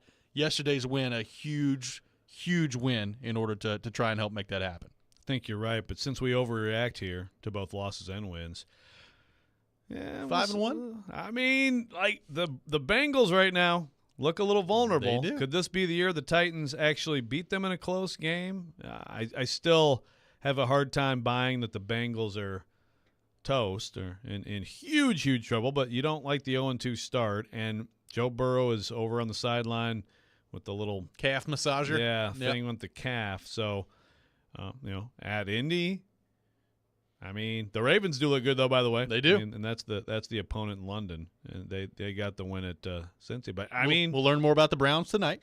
That's right. Yeah, and of course the Titans. So the Titans do get the benefit of that extra day. I'm still with you. I mean, I think the Titans may not sign up for this, but if you're a Titans fan and you could sign up for 3-3 after 6 right now, I would advise doing it because the rest of the schedule looks pretty good. But then again, that's another thing that happens in the NFL. And we said this in the offseason. It's like you think the schedule is this or that, and then it becomes something different because Tampa's 2-0, Atlanta's 2-0. Like at Tampa, Yep. is that a tougher game? I mean, I don't know. I think the Bears are mostly crap, but the Bucs have a little momentum. The Falcons, I think, actually kind of look legit. Unfortunately for you, at the expense of your Packers. But great coaching yesterday. It's always on LaFleur with you. Yeah, it is. It sure is. There are reasons for that. Poor Matt LaFleur. The thing, though, we're not going to get too heavy into Titans-Falcons right now, but the thing, let's preview that. Let's preview Titans-Falcons coming up in week 8 or whenever that is. But Bijan looks pretty good. The Titans yesterday, I know that the Chargers didn't have Eckler, and obviously that's a huge loss for them yesterday. But again, I mean, what did LA end up with yesterday? 21 carries, 61 yards on the ground yesterday. It's just I know they got him. I think Kelly had one long run of 15, and that was it yesterday for the Chargers. It's really hard to run the ball against the Titans. It's very evident. It is. Actually, I think like the run the run game they got in their minds is probably about fine for them. Like I saw, they still kind of kept them honest enough with some. But it wasn't like one of those games where the Titans have these games where the opponent rushed for 18 yards, But, yeah, I mean, Eckler, and who knows what difference Eckler makes. Kelly's a solid back, but that's a better matchup for the Titans. Paul has a question. Help me understand the penalty on Simmons. Not like he broke whack-a-mole, Herbert. Hand up to block a pass, came down, contact top of the helmet, inadvertent. Yeah, I mean, as soon as it happened, Simmons looked to the sideline and did the whole, my bad. I mean, it's not. I mean, I don't think it was malicious, but he got him with a pretty good club to the head, and I mean, they're going to call it every time. That's just a guarantee every time with the QB. I don't love it either. Like, I understand the thought process of, like, you watch the play and you're like, was it really that malicious, or did it affect play that much? And the answer is no. But in today's NFL, if you're making contact with the quarterback's helmet, you're going to get called for it. It is what it is. So, and to your point, I mean, Simmons knew it immediately. So you just can't have that as they move forward. But they're going to call that play, whether it's Justin Herbert or Derek Carr or whoever, or Ryan Tannehill, they're going to call that every time the quarterback gets hit in the head. Question, noticing Burks didn't play in the fourth quarter. Any idea why? I don't know that he was. I didn't notice that did he get no snaps in the fourth quarter? He was available after the game. I know that. Available after the game, and I don't think anybody asked him that either. So did he tweak something? I mean, that would be why, right? So, and obviously he's had some injuries and whatnot, but he seemed fine after the game. So I don't know. We'll see on that. Yeah, I mean that'll be something to keep an eye on, the injury report this week. What did you make of Hopkins and his game? Obviously, he was clearly battling through the ankle all week long to get out there and play. He was able to play. 4 catches, 40 yards, 5 targets for Hopkins yesterday. Had the huge catch on the huge play in overtime from Tannehill as he was rolling to the right and kind of set up that game winner for Nick Folk. What did you think of Hopkins yesterday? I think he gutted it out, and you could tell that he wasn't totally himself. So I think, he also – I haven't seen the snap counts, but he also, I think, got a little less work than he probably would have had he not hurt the ankle. But, gutted it out. And, yeah, people are going to obviously always make that, like, Julio comparison because for obvious reasons. And it's definitely different, the fact that he's still out there making key plays with an injury. Now, you still don't want the injuries to keep happening. But, I mean, it's an ankle twist that happened in game. So, overall, I think it was good to see. I mean, he and Tannehill have built pretty good chemistry in a short period of time. And on the key play of the game, going to him kind of spoke to that. He looked like he had some juice on that route, too. He was explosive coming out of his break there. Caleb and Gallatin on the text line. I agree it was important to snap the losing streak, but it's also really good because of the opponent the Titans beat. Titans should have a lot of confidence now after beating a team that many people could think could make a deep playoff run. Joey from Bellevue on the text line says, how do you guys feel about the Azeez Al-Shaair from the 49ers that you got having 2 personal foul penalties in the first 2 games? This is from Joey from Bellevue. Yeah, the one in New Orleans, definitely, like, you got to know better than that one. That was like, I think, overzealous. Yesterday's face mask. Yeah, I mean, stuff happens. It's a big deal. Not a big deal. I think overall he's been, a good player. Yeah, I think he's going to be a really good fit at middle linebacker for them. Obviously, he's got some good range to him. I've been impressed by that through the first 2 weeks. And, David Long Jr. was really good at that too. But he made some plays last night, by the way. He did make some plays last night. I think Al-Shaair is going to be fine. Like, the one against Derek Carr I got a problem with. Like, you can't – it was just stupid. Like, you can't have, a direct hit to the head for a quarterback that way. Yesterday, the face mask – obviously, you don't want it, but I didn't have a huge problem with that one. Yeah, things like that happen. 615-737-1025, our phone number. More of your thoughts on the Titans, their overtime win against the Chargers coming up next. You're listening to Robby and Rexrode, 102.5-106.3 The Game. Nashville Sounds Baseball lives on 94.9 The Fan. Catch every pitch. Swing and a miss, strike 3. Every hit. That's a base hit. Every run. Looking up, it's gone. On your home for Sounds Baseball, 94.9 The Fan and The Fan app. It's time for another Kubota Field event hosted by Coleman Tractor of Nashville. Our biggest sales event of the year will take place on Thursday, September 21st at the Nashville Gun Club during the Shooting Hunger Sporting Clays Shoot. Stop by our booth to learn all about Kubota, zero-turn mowers, utility vehicles, and more. Take advantage of Kubota's competitive financing offers, receive a coupon for up to $250, plus enter to win prizes. Try it and buy it at Coleman Tractor of Nashville during the Shooting Hunger Sporting Clays Shoot at the Nashville Gun Club, Thursday, September 21st. The event kicks off at 7:30 a.m. Teddy's Tavern, downtown's newest bar with an old Nashville feel, is conveniently located across the street from Bridgestone Arena and just blocks away from the pedestrian bridge. Get a taste of the new brunch menu to fuel your Titans Day pride on game day. Pre-game specials from 9 a.m. till kickoff when the Titans play at home include 2-for-1 draft beers, mimosas, and Bloody Marys. Teddy's Tavern is where you want to be before every Titans home game, so come downtown early and meet me at Teddy's. Vanderbilt Commodore fans, 102.5 and 106.3 The Game, along with 94.9 The Fan, is your new home for broadcast of games and the Commodore Hour on Monday evenings. Catch all the action for football, men's and women's basketball, and baseball all season long. Go Doors! Get ready to elevate your game day experience. Titans fans, it's all happening on the outside terrace of Mimo Bar at Four Seasons Hotel Nashville. Just a short walk from the bridge at First and Demumbrian. They've got your epic pregame and postgame covered. And hey, listen to this. Everyone at the Titan Up on the Terrace gets a chance to bag a Gibson Guitars merch bundle, a $100 Mimo postgame gift card, or a weekend brunch for two. Make Mimo at Four Seasons Hotel Nashville your go-to downtown spot to pregame, whatever the occasion. Discover credit cards automatically double all the cash back you earn at the end of your first year, which means... Wait, hold up. Question for the audio engineer. Go ahead. Did I read that right? Discover automatically doubles all your cash back? Yeah, that's what the script says. So if I get a Discover card right now, I can earn twice the cash back. Apparently. Wait! Unlimited first-year cash back match, only from Discover. See terms and learn more at discover.com/match. We try to stay cool by being on social media. I'm with it. I'm hip. Follow us on Twitter at 1025 The Game and on Instagram at 1025 The Game Nashville. Hey! Oh, yeah, and like us on Facebook, too. You're listening to Robby and Rexrode. It's part of this nutritious breakfast. Presented by TJ Anderson Homes of Benchmark Realty on 1025 and 1063 The Game and the Game Nashville app.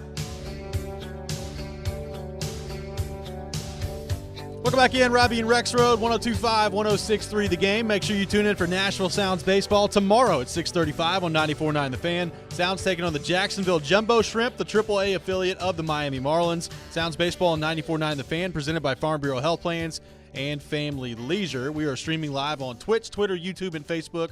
Our video streaming brought to you by Superbook, live from our 1025 The Game studio, brought to you by Hiller Plumbing, Heating, Cooling, and Electrical. Titans win yesterday, 27-24 in overtime. Taking your thoughts on that. Ryan Tannehill with a bounce-back performance yesterday. I thought that was really important for him. Offensively, they get to 27 points, which matches their season high from a year ago. So, Joe, 2 weeks in, and you've already matched your season high from a year ago.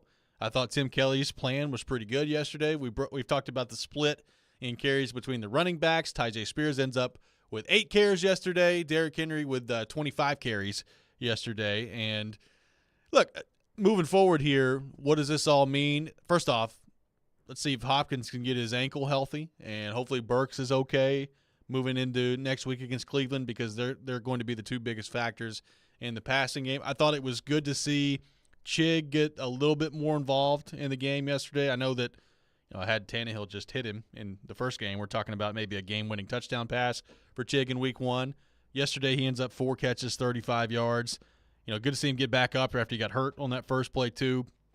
And it looked like a smoother operation yesterday as the game went on. It is interesting, though, and you brought this up, how the offensive line, both in week 1 and week 2, just were getting caved in the first part of the game. And then as the game goes on, it starts to get a little bit better. Now, look, Tannehill still got hit, and he got sacked a couple times in the second half yesterday too, so it wasn't perfect.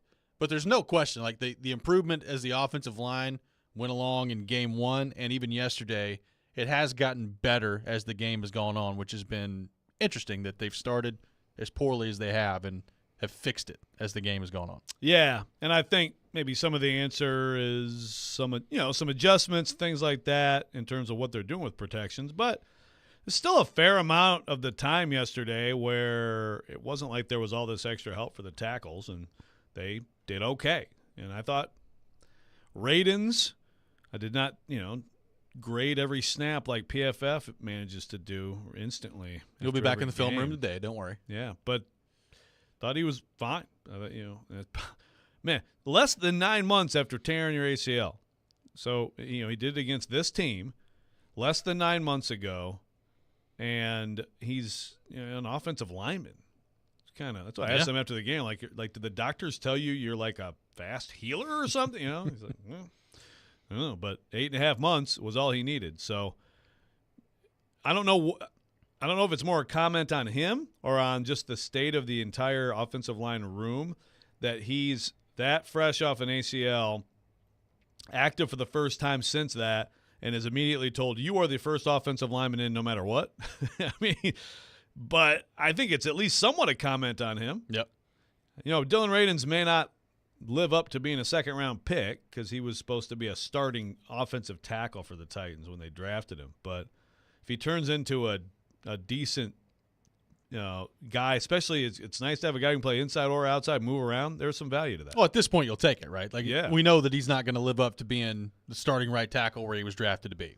We know that at this point. So it's disappointing from that standpoint. But at this point, coming off the injury, if you're a Titans fan, wouldn't you take a serviceable lineman that is versatile to play pretty much any position on the line other than center? And maybe he's not an all-pro out there, but I thought he was fine yesterday. It's amazing to me that he was out there playing yesterday. So I thought that's a really good sign for Dylan Radens. Joe, I'll tell you one guy that's captured my attention through 2 games that I was pretty convinced was going to be a good player after last year, and now I'm basically sure of it.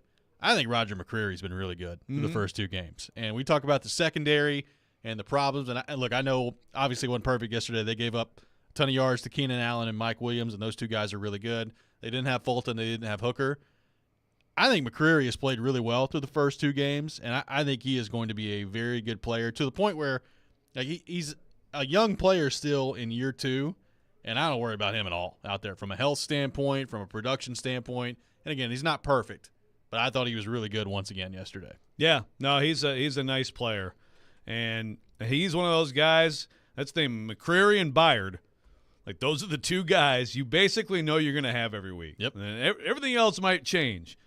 And this week, 2 really important guys are out, and they managed to make it work. McCreary and Byard, like they're going to show up every week. They just have a knack that whatever it is, they don't get banged up. And I know that I'm saying this and people are screaming like, shut up. But it's been, into his second year now, availability is such a huge thing. And I think he's gotten better. So they have that to rely on.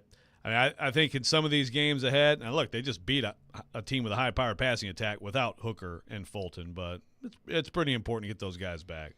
Like Santa texted, secondary still looks like a weakness. That's not their secondary. That's the thing. But then the other thing is, well, how much can you really rely on the whole secondary playing in games this year? I mean, how many games will that be the case? Last year, I feel like it was maybe a game or 2. Yeah. And, this year we'll see, but it's obviously not great with both of those guys getting hurt right away. Mike on the text line says, bro, y'all get on my nerves with that crap. The offensive line, week 1, did fine. How many sacks were there? He was only hurried up 5 times. Now, yesterday they did look like crap, but that's because Peter Skoronski is the offensive line. This from Mike on the text line. Wow. I mean, aggressive. Guys, the offensive line was total trash in week 1 for the first half of the game, and then they got better as the game went on. And then the story became Tannehill missing wide open receivers. But like if you couldn't watch the offensive line the first part of the game against New Orleans and not see that they were getting caved in left and right, I don't really know what to tell you. Yeah, they gave up 5 sacks yesterday, so I don't. It's not. I mean, it's the biggest weakness of the team. I mean, that's what it is. I think it's especially when you look at the way the specialists are doing. By the way, I didn't see any big special teams issues in general yesterday. No. Craig Ackerman's coaching them up, baby. Looking good out there. Coach of the year? Jared better show up and ask Ackerman some questions at his presser this week. But, yeah, it's offensive line, and then I would say secondary. And other than that, I mean, it's pretty solid, Like, every other group in this team, I think, right now is solid or better. Especially, when Tannehill plays like he played yesterday. He was a good NFL quarterback yesterday, which is what he is. And that's the thing. Like, we know that week one is not what he is or has been as a quarterback. I thought he responded well yesterday. And now if you're a Titans fan, your question moving forward is, all right, well, what does that mean against Cleveland? What does it mean against Cincinnati? A couple of really tough tests that the Titans are going to have coming up here. And if they're going to win those games, it's going to require Ryan Tannehill to play well at the quarterback position. And a lot of that is going to be the offensive line. And can anybody keep Myles Garrett from putting Ryan Tannehill into the center of the earth next week? That's going to be a question that you got to figure out as you move forward here. But Tannehill, if he plays like he did yesterday, the Titans are going to have a chance to win any game they're in. I mean, that's the bottom line. Can he play like he did yesterday every time? Probably not. But if he plays like he did yesterday, the Titans are going to have a chance to win all of these games that they're in, even against some of these good teams. Mike's response. Let me just read Mike's response. Go back and give me the stats from week one. First part of the game, give me the stats. Let's see the stats. Stats. I want the stats. Give me the stats. I want the stats. Hey, Mike. They gave up 3 sacks in the first half. Yeah, week one. I mean, what else would you like to know? We're going to argue about what happened in the first week of last week's game right now? The offensive line was bad in week one in the first part of the game. I don't know what to tell you. Believe it or don't. Mike. Glass of water. Yeah. Believe it or don't. I don't know what to tell you at this point. Let's be a little smarter on the text line. 615-737-1025. It's normally 1025. How's that terrible draft pick trade for Nick Folk working out from an unnamed texter on the text line? Nick Folk looking pretty good out there. Yeah, I expect he's worth 7th rounder at this point. Mike, I expect you to just calm down and then give some crap right around 2 p.m. today on the text line to the Nick Folk hater. We got a lot of love for Nick Folk on the text line. Coy and Clarksville, we finally have a folking kicker. Nice job, Coy. Now, my question for Titans fans is: I know it's been great, it's been rock solid through the first 2 weeks. Are we ready to anoint Nick Folk yet? It's only been 2 weeks, but I feel pretty good. Anoint him what? Just like you're not even worried about him anymore. I mean, I think until he gives you a reason to worry about him, yeah.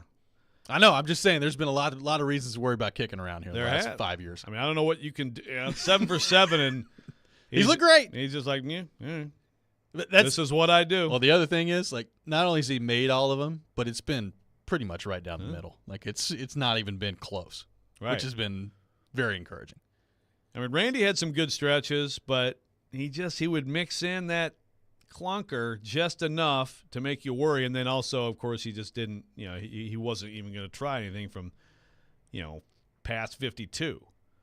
So at this point, I think kicker becomes a non-concern, which has been a long time since you could say that for the Tennessee Titans. Yes, it has. 615-737-1025 is our phone number. 615-737-1025. We'll continue to take more of your thoughts on the Titans, their win against the Chargers yesterday in overtime. Titans improved to 1-1 on the season. Coming up next, we're going to get into Tennessee's trip to the Swamp, which did not go very well for the Tennessee Volunteers over the weekend. That's next. This is Robby and Rexrode, 102.5-106.3 The Game. He breaks down every game. The players are still going to be fine. And knows the ins and outs of the two-tone blue. They deal with their own position coaches. He is ESPN NFL Nation Titans reporter Teron Davenport. It's clear what he's doing. TD joins every Monday at 1, Thursdays at 3, Friday mornings at 8, and anytime on the Talkin' with TD podcast. I think that's really cool how he could show both sides. TD is on 102.5 and 106.3 The Game and the Game Nashville app. Football is back, and so are the deals at Electronic Express. Come into any of our convenient locations and save big on 4K TVs from your favorite brands like Samsung, LG, Sony, and more. Electronic Express has huge savings in every department. Computers, appliances, housewares, Bluetooth speakers, and more. Save up to 40% with up to 60 months special financing. Score amazing deals in-store or online at electronicexpress.com. Electronic Express. We make it happen. Hey, it's Jared for PhD Weight Loss. I love the PhD Weight Loss program, and I am continuing to blow past the numbers. That's right. I'm getting close to my maintenance stage, and I did it all while enjoying the summer and traveling on vacation. But now that it's football season, I'm able to lock in on my nutrition thanks to the PhD Weight Loss program. I feel so much better about being in control of my weight, and I get excited when I continue to see my progress. And what's great is that PhD Weight Loss provides you 85% of the food at no added cost. That's no pills, that's no injections, that's no crazy workout program, but it is simple nutrition that they help you through. If you're someone who has struggled to lose weight, go online to myphdweightloss.com and check it out for yourself. You can learn about the program, the coaching, and of course, their guarantee. If you don't get within 5 pounds of your target weight by the end of your program, PhD will continue to coach you for free until you do. That's PhD Weight Loss online at myphdweightloss.com. The celebration! One of the most beloved comedians on earth, Dave Chappelle, is hitting the road with a tour celebrating his birthday with you. This Thursday, Bridgestone Arena. You know who he is. You know what he does. Comedic genius Dave Chappelle. Tickets on sale now at livenation.com. What a great birthday. The celebration method.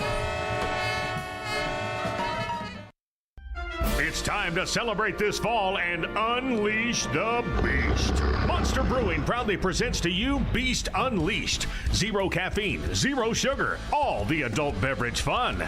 The Beast is unleashed with great taste, bold familiar flavors, and 6% alcohol. Go wild with Mean Green, White Haze, Peach Perfect, and Scary Berries. Don't fear the Beast. Enjoy Beast Unleashed at your next tailgate or football party. Drink responsibly. Must be 21 and over. MVP's bonus days are back at Lowe's. Shop the largest selection of Klein tools and get 5 times the bonus points. Plus, right now, buy a DeWalt Power Stack battery kit and get a select DeWalt Bear tool free, up to a $249 value. Lowe's knows savings. Lowe's knows pros. Bonus points calculated before taxes and fees after applicable discounts, if any. Valid 9/18 through 9/29. Subject to change. DeWalt offer valid through 10/11. Sometimes it's good to be loud. This is the NFL. Especially when you're Jared Stillman. That's where we are. He's not afraid to say what's on his mind each and every day. That was embarrassing. I don't care if you're a rookie. That was embarrassing. Stillman and Company. Weekdays at 2 on 102.5 and 106.3 The Game and the Game Nashville app. Hey, this is Pete Weber. You're listening to Nashville's best sports talk. ESPN 102.5 The Game. Yeah, extremely disappointing start to the football game. First half, I mean, not very good in any sense of the way. So, offense had the one drive, and defense got the one stop. Other than that, not the way you want to start. That was Josh Heupel on Saturday. Tennessee falls 29-16 in the swamp to the Florida Gators. Obviously, Joe, a incredibly disappointing loss for Tennessee on the road over the weekend. They fall to 2-1. They dropped to number 23 in the AP poll that came out yesterday. Florida really just punched them in the mouth on Saturday, and Tennessee didn't have much of a response. Tennessee actually gets up first in that game. A nice drive where their offense goes right up and down the field, and they throw a touchdown pass in the corner to Ramel Keaton. Joe Milton looked pretty good on that drive, and you thought, okay, Tennessee's offense is off and running, and it looks like they figured some stuff out. And pretty much after that, Tennessee could not tackle Florida defensively at all in the running game. The Trevor Etienne first touchdown run of 62 yards was some of the most embarrassing display of tackling that I think I've ever seen in my entire life watching football. Kamal Hadden right at the center of that one. Although he wasn't the worst. He was the worst on that play, but it was bad. He played bumper cars. It was poor effort on that play. And then offensively, Tennessee couldn't get anything going after that for the most part for the remainder of the first half. You know, the blocking was terrible up front. The decision-making wasn't good. Joe Milton decided to throw into triple coverage and got hit while he was doing it, and the ball floated up for maybe the worst interception I've seen in my life. And then Tennessee actually did get things going a little bit offensively in the second half, but at that point it was too much, and Florida was running out the clock, and they end up losing 29-16. That's just a terrible loss for this Tennessee team, and now the losing streak in the swamp continues on, it'll be at least 2025 will be their next opportunity to win down in the Swamp. Maybe, if they're playing down there that week. We'll see what that looks like when the next time it'll be that they play down in the Swamp, depending on how the SEC decides to handle their scheduling as they move forward. But obviously, Joe, that is an incredibly disappointing loss for this Tennessee team. And look, we're going to get into a lot of the individual performances here. I'll just say this collectively about the team real quick. Last year doesn't really mean anything to me. We saw a lot of what these guys can do last year. We've talked about that, especially with the wide receivers and some of the players they have defensively. And we've seen them play at a pretty high level, and I get all that. A college football regular season is 12 games. They've played 3. You're a quarter of the way into this thing. And the body of work at this point, to me, for Tennessee, and I know they still got 9 games left, the body of work suggests to me that right now it's not a very good football team. Like, I don't know what else to say about it. Like, we talked about some of the offensive concerns heading into the game, and Tennessee fans last week, well, don't worry. Josh Heupel's, they're just holding the playbook back against Virginia and Austin Peay, and they're going to open some things up in the Florida game. Didn't look a ton different to me. A lot of bubble screens. They weren't able to complete much down the field other than that. They did later in the second half as they were trying to mount a comeback, and Milton made some good throws down the field. The throw to Brew McCoy was great in the second half, had a nice one to Thornton as well. But other than that, they weren't really able to do much offensively. And offensively right now, through the first 3 games in the passing attack, it's not a very good football team. No. The most surprising thing to me was the defensive side of the ball. One, because Florida's offensive line through 2 games was bad. Yep. Bad. And so with Tennessee understanding that the secondary is not great and has some issues, I figured they would really control the game up front with their defense. And instead, they got punched in the mouth and just got their butts kicked. And that was the most surprising element of this game to me was that. The offense is a mess. But I think that the Austin Peay game did speak to that a little bit. And I think it's, in my opinion, and like you said, bubbles, swings, those are called plays. Like those screens, receiver screens and the swing pass, stuff like that, like that's a prescribed called play.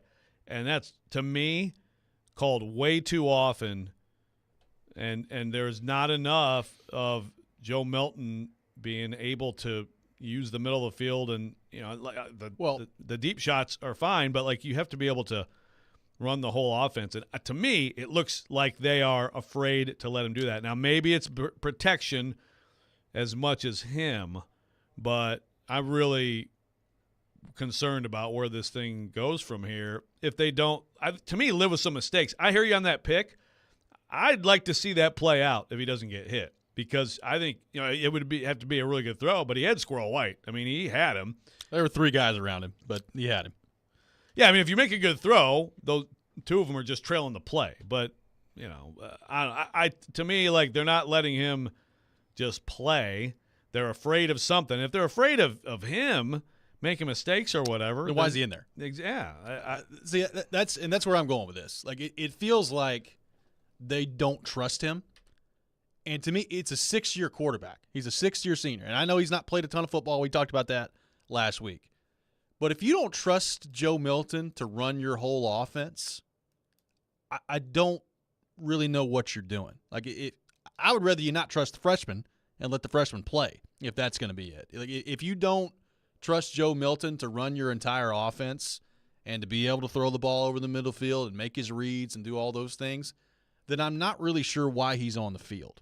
And look, this is again where you have to come down to watching the game, because if you look at Milton's numbers through the first 3 weeks, they're not bad. I mean, he ends up 20 of 34 for 287, 2 touchdowns and a pick on Saturday. Like, you look at those numbers and you're like, okay, well, that's pretty good. Right. But you got to watch the game. Like, it's something is clearly off in the passing game. And again, I'm with you. I don't know if they are scared to death of the offensive line not being able to protect. By the way, Cooper Mays couldn't play in this game, which you thought you were going to have him heading into the game. Weren't able to get him out there and play, so that's a big loss.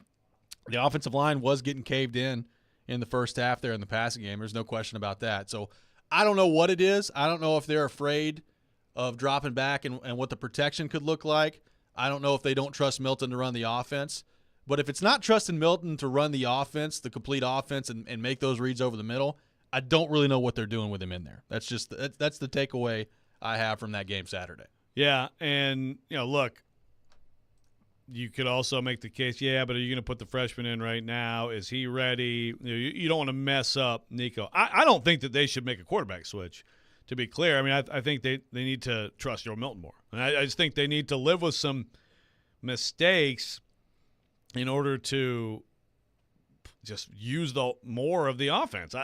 It's screen, and here and there they'll have like the double slant thing and things like. But it feels like they have a very limited menu for him, and I think you got to let him do more. And I would right now hold off on Nico. Now another thing that happened is Gerald Mincey didn't play. Yep. Here's a weird one. First of all, so Adam Sparks had this story. Mincey was cited for simple possession Thursday. Possession of what? What does that mean? I don't know. Because when I read simple possession, that I guess I assume it's just like alcohol. But he's 21. Like you can have open intox, or is that possession like marijuana? Marijuana? I don't know. Simple possession. I don't know. So whatever, he got into some minor trouble. So he was active and played on special teams, but just wasn't allowed to play on the offensive line? Yeah, that doesn't make any sense to me. Either punish him or don't. Yeah, I don't get that. So you kind of like punish the team, because I feel like they could have maybe tried something other than Crawford over there, because he was having a problem. The offensive line, look, you lose a guy to the first round. You lose these receivers. Jalen Hyatt makes a big play yesterday. Like, they've lost some guys that they have not replaced adequately, and I thought they would replace them better than they have. Let's go to our 102.5 The Game phone line, driven by WilsonCountyHyundai.com, and welcome in Thomas. Thomas, thanks for calling in. Good morning. Go ahead. Hey, I appreciate it. I don't know. I was just going to run this by y'all. I've noticed something about Milton over the last 2 years, really. Even in the off season, man, TikTok was just loaded with him throwing, 80 yards and him literally throwing the ball past the camera in maybe a classroom setting or locker room setting, and you could literally hear the wind off of it. And I noticed after watching that, I've noticed in the games that a lot of his short passes, man, I don't know if a wall can catch some of the passes he throws. He throws the ball so hard. And then, he can throw 80 yards, but 80 yards don't mean nothing if it's always a back shoulder throw or you're not as accurate as you should be with it. Have y'all noticed that as a problem as far as one of his main concerns and why he's, wasn't that called upon, I guess you say, in Michigan before he come down here? Yep, thanks for the call, Thomas. Appreciate it. I mean, there's no question that they've tried to work with him on touch on some of those shorter passes.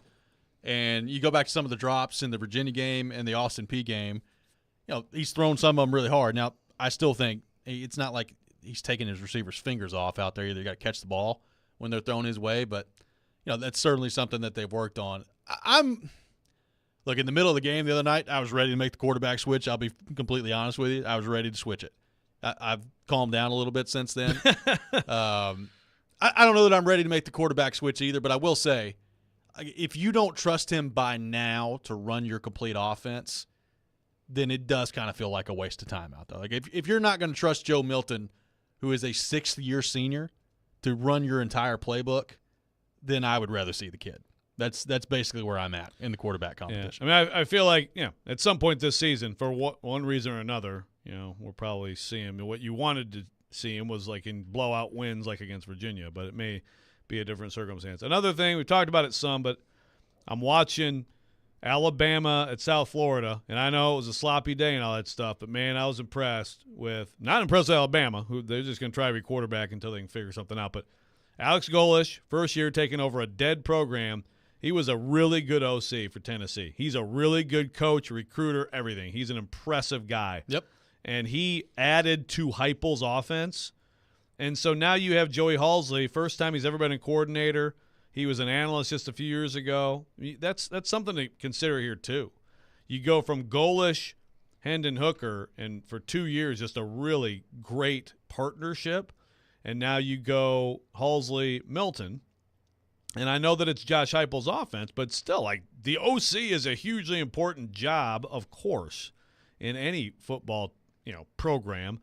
And so that's another thing to consider here too. I mean, in a lot of places they've lost really good people, and it doesn't seem like the replacements are getting it done. Well, and the thing is, bottom line is, I know Florida deserves credit for the way they played Saturday. I thought they had a good game plan. They came out and executed all those things. I'm still not convinced Florida's that great, and you let average Florida team basically kick you up and down the field on Saturday. And I know you look at the schedule if you're Tennessee, and you're like, well, Alabama doesn't look great right now. South Carolina doesn't look great right now, although they looked pretty good in the first half against Georgia the other day. Texas A&M hasn't looked great so far. But I don't know. I don't know which version of Tennessee we're going to see as they move forward here. It wouldn't surprise me if they beat those teams.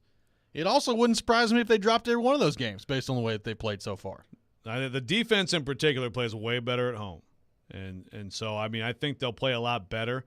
It's really alarming to me that, the last 4 SEC road trips, Vanderbilt, take that one out. Yep. But, Georgia, okay, well, that's Georgia. But, then you have South Carolina, you have this. Just embarrassing performances. Yeah, no question about it. 615-737-1025, our phone number, 615-737-1025. Coming up next, it's time for the Rob Rant. We'll continue the discussion on the Tennessee Volunteers coming up next. Looking forward to that. Make sure you join Jared Stillman, Chris Sanders, and Derek Mason at Twin Peaks in Cool Springs this Sunday from 9:30 to 11:30 for our NFL pregame show. They'll break down the Titans Week 3 road matchup against the Browns and give you the latest updates before the game. Our NFL pregame show presented by Parma Tractor and Equipment and the Beast Unleashed. You're listening to Robby and Rexrode, 102.5, 106.3 The Game. He knows the ins and outs of the Titans and isn't afraid to give his opinion. Traylon Burks needs a massive offseason. He's Jonathan Hutton of Outkick. I don't see how they make a move without going to Ryan Tannehill. Catch him every Monday at 10:30 on Chase McCabe and every Wednesday at noon on Caroline, Willie, and D-Mace. Hutton is on 102.5 and 106.3 The Game and the Game Nashville app. Hey, Sounds fans, Jeff Hem here with your Nashville Sounds update on 102.5 The Game and 94.9 The Fan. The Sounds are off today, and they start their final week of the season tomorrow night at First Horizon Park with Jacksonville in for a 6-game series. Yesterday, the Sounds played their final road game of the year. They dropped the finale of a 6-game series in Charlotte by a final of 8-2. Tyler Black gave them a highlight, though, leading off the 4th inning with his 4th home run of the year. High in the air, deep to right field, Colas back in the corner looking up. That ball is gone. Tyler Black with a long home run to right. 380 feet. Monte Harrison's RBI single in the 9th was the Sounds' only other run in the 8-2 loss. Jansen Junk is on the hill tomorrow night against Jacksonville to kick off the final week of the year. He'll take on Jeff Lindgren, and we've got the pregame on 94.9 The Fan at 6:20 from First Horizon Park. The two most sought-after, most prestigious names in bridal jewelry come together for one epic event this weekend at Genesis Diamonds. Tacori and Veragio, the world's premier designers, are showing off their entire collections. All the latest designs, many showcased for the first time ever, with up to $5,000 in savings. Everyone loves Tacori, meticulously crafted by master artisans in their California design studio. Discover the hidden details and exceptional quality that sets Tacori apart. There's always more than meets the eye with Tacori. Come explore the entire Tacori collection, including all new Tacori fine jewelry, earrings, bracelets, eternity bands, pendants, and more. If you're engagement ring shopping, this is a once-a-year event you can't miss. Other jewelers aren't even allowed to carry these iconic American-made brands. Also for this event, Genesis is showcasing an expanded selection of GIA-certified diamonds in all shapes and sizes. Come join us and take advantage of special incentives, zero-interest financing, and as much as $5,000 in savings. This Friday through Sunday, only at Genesis Diamonds, Green Hills and Cool Springs.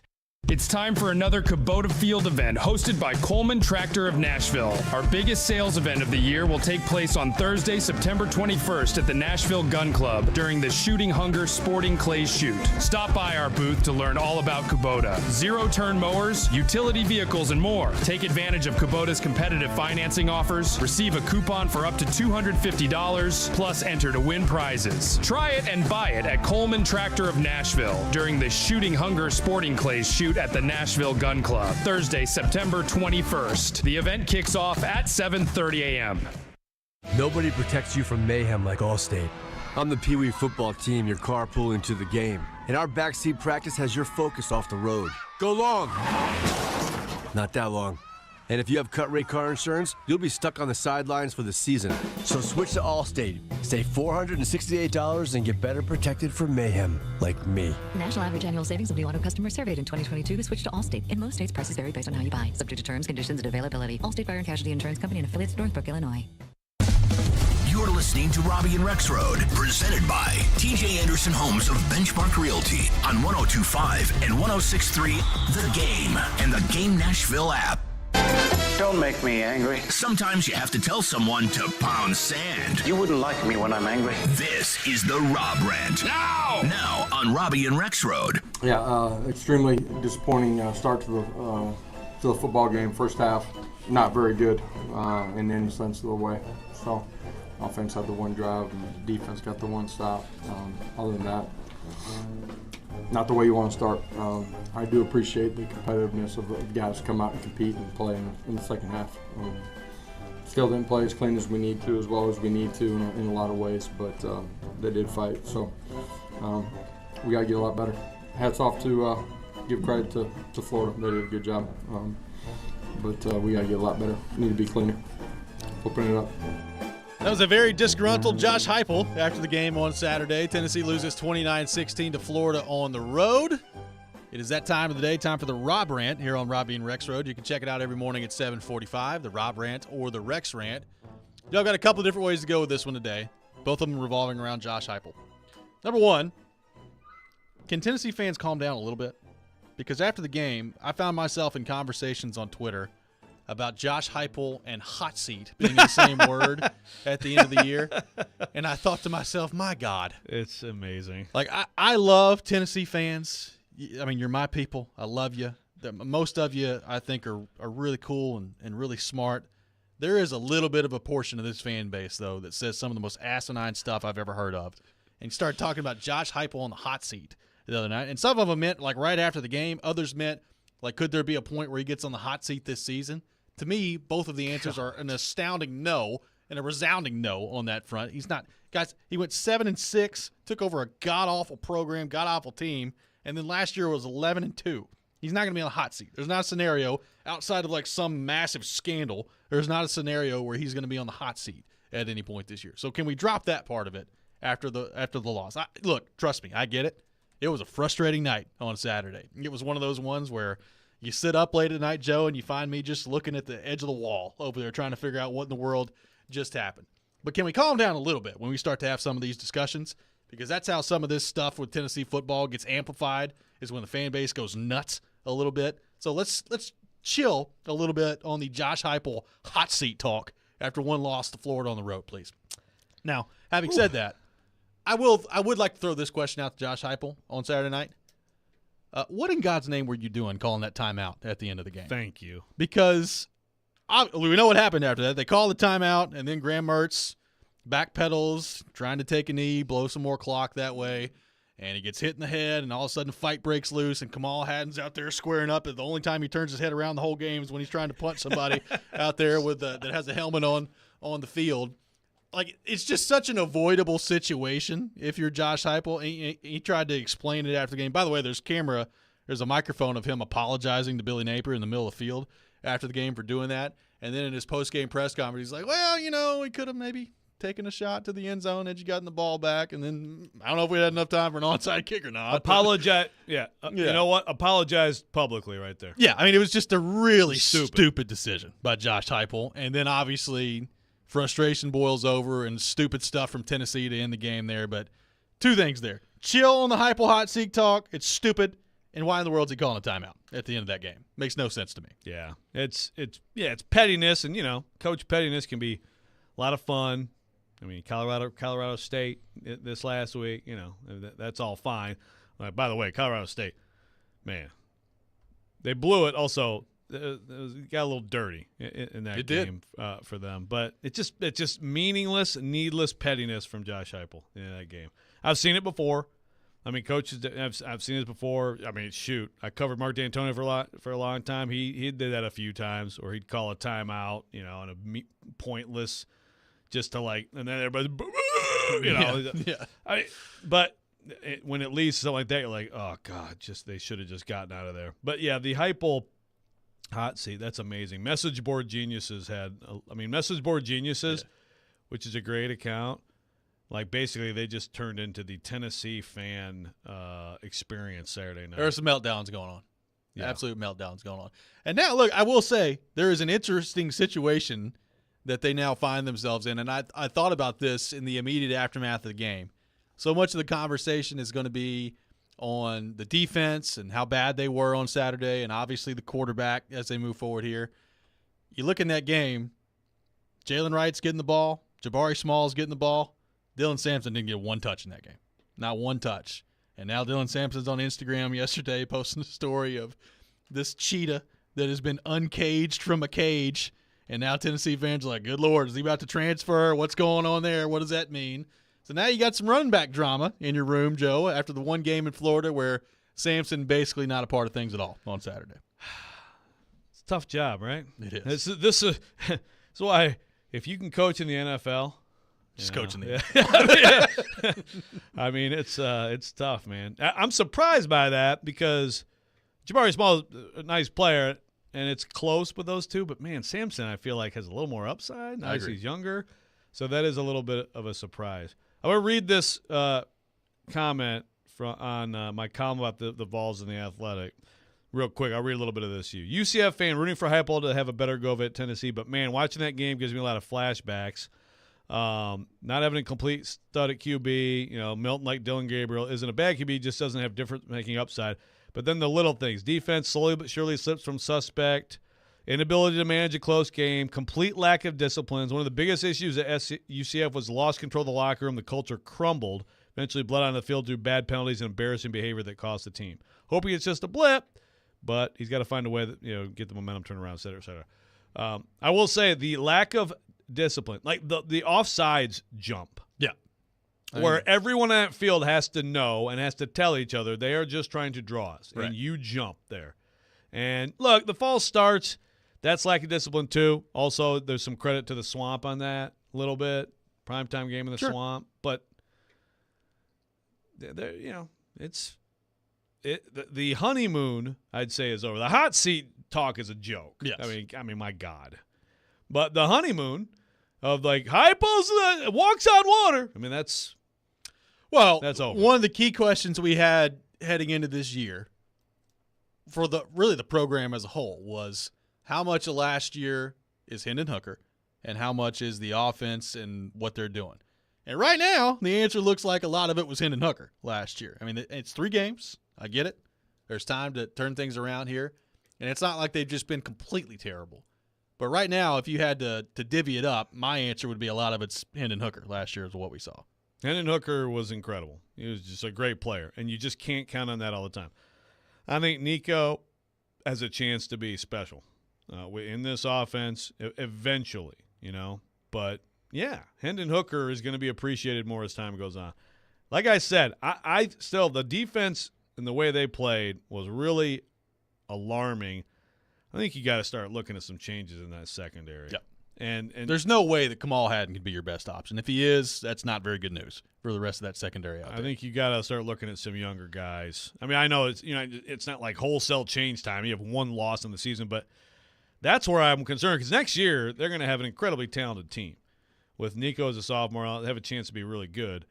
But I still when are they going to get the secondary play up to a reasonable SEC level? Let's go back to our 102.5 The Game phone line, driven by WilsonCountyHyundai.com, and welcome in Jason. Jason, good morning. Thanks for calling in. Hey, good morning, guys. What concerned me most was the defensive adjustments. I mean, the only thing that stopped number 3 was his name Wilson, was he got injured. I mean, motion out of the backfield, it seemed like nobody would go with him. They were all trying to hand off, but then they would get confused on, well, who's got him coming out of the backfield? Now, I played corner and safety. If you're playing zone, you cover an individual who's in your zone all the way to the edge of your zone. You don't hand him off and give him a 15-yard gap between the guy you're handing him off to. I mean, he was killing us coming out of the back. All the receivers were killing us coming out of the backfield under motion, and I never saw any adjustments from the defensive coordinator to try to stop him. When are you going to recognize the best best offensive player, which is at the time was number 3, and say, hey, you're going to play him man-to-man. we're gonna shut him down. We're gonna make him go somewhere else other than the one he's killing us with. So I don't know. I mean, maybe there needs to be a long talk with the defensive coordinator to say, hey, what's your plan next week, and what are your adjustments going to be when we see them going to one player, and how are you going to shut that individual down? What are you going to do with the motion out of the backfield? So yeah, that was frustrating to watch that.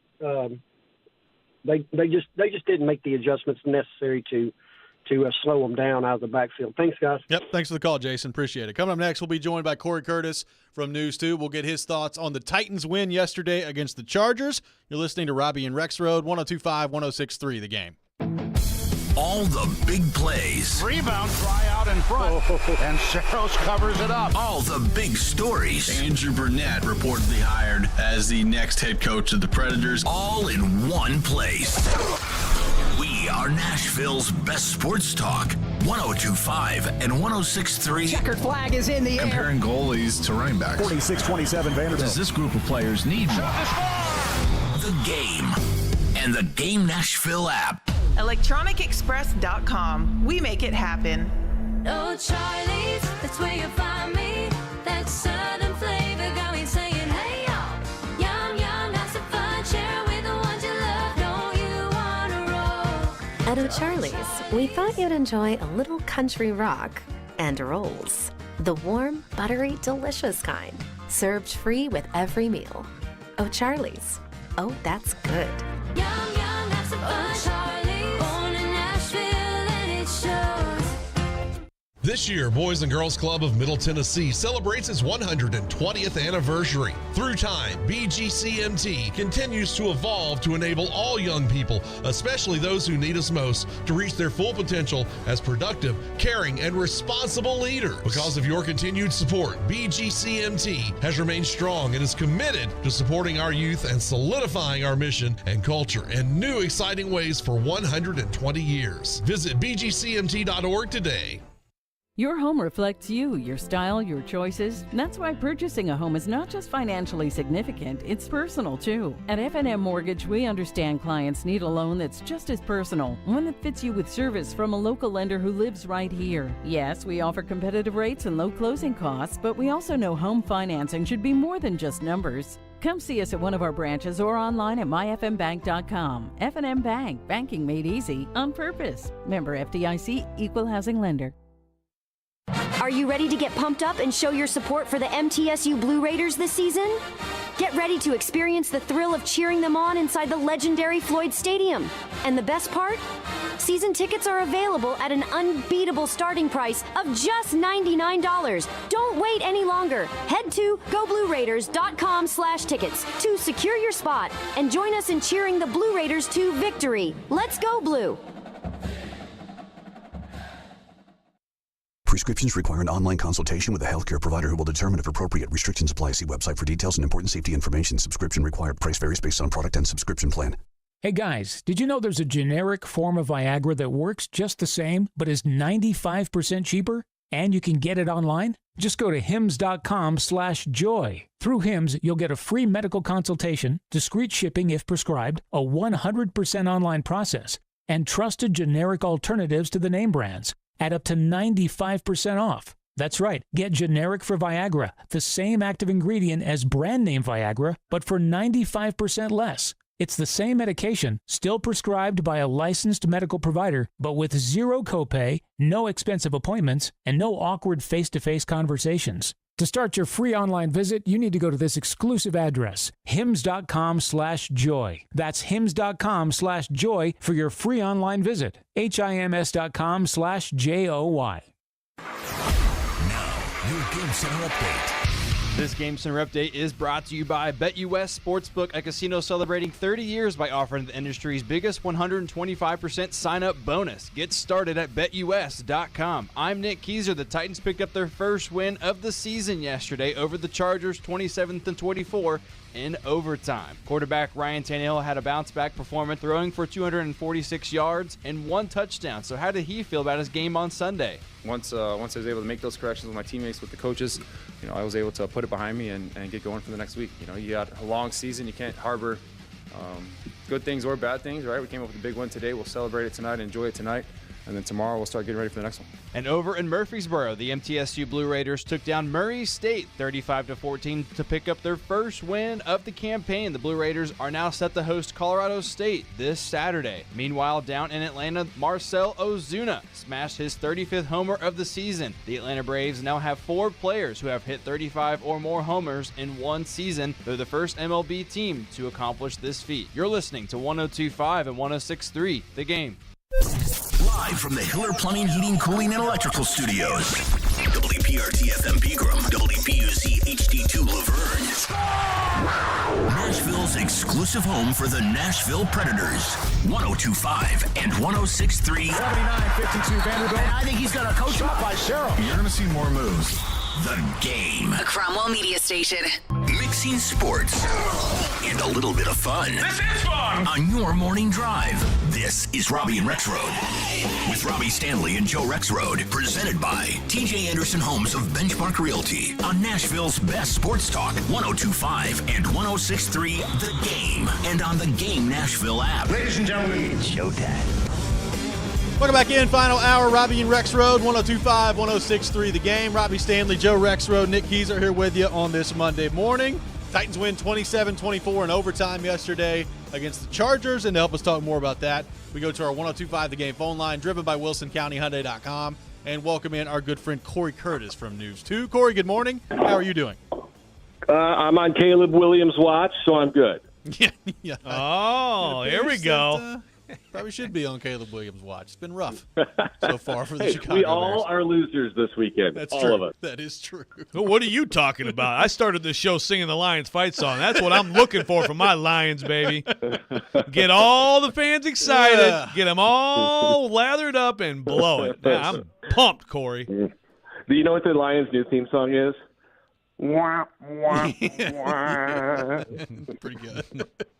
Rough one for the NFC North this week. What did you think of Ryan Tannehill's response yesterday? Obviously, not very good in week 1 against the Saints yesterday. 20 of 24, throws the touchdown pass. I thought a very impressive response from number 17.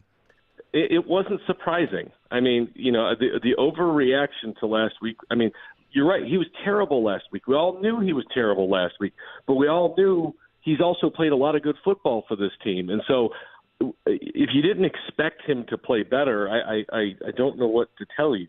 So I mean, he played well. He didn't turn the football over. He took care of the football, and he had 2 opportunities downfield, and he was 2-0 as opposed to being 0-2. I mean, when you have opportunities to make big plays in this league, you have to take them because they're not there very often.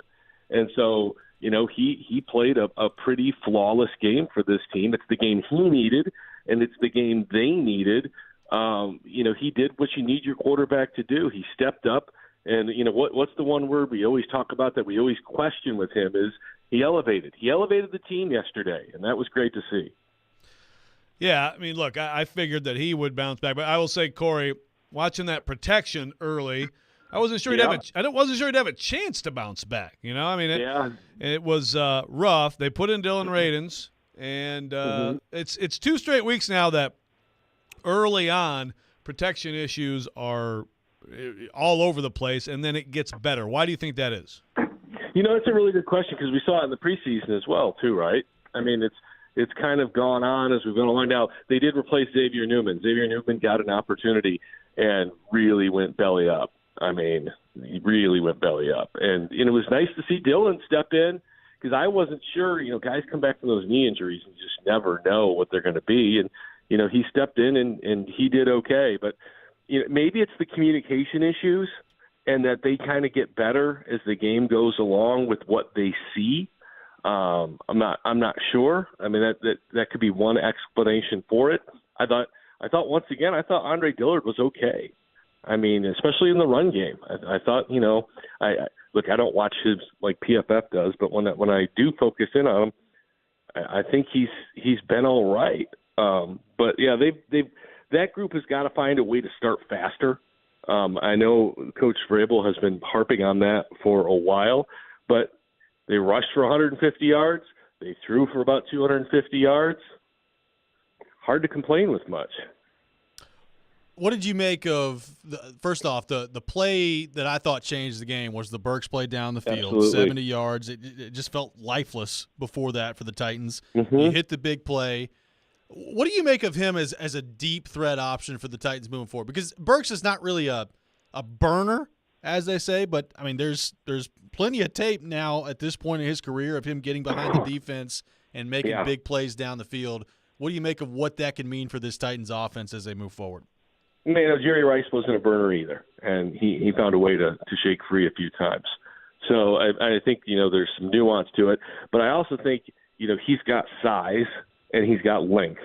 And so I think he can use both of those two things to his advantage, where he maybe doesn't need as much separation as some other guys do. And, the thing that you really liked with that catch yesterday was he didn't dive for it. He didn't stop and jump for it. He ran through the catch. And was able to get those additional yards and bring that thing in. And by the way, Tannehill made the throw, he made the catch.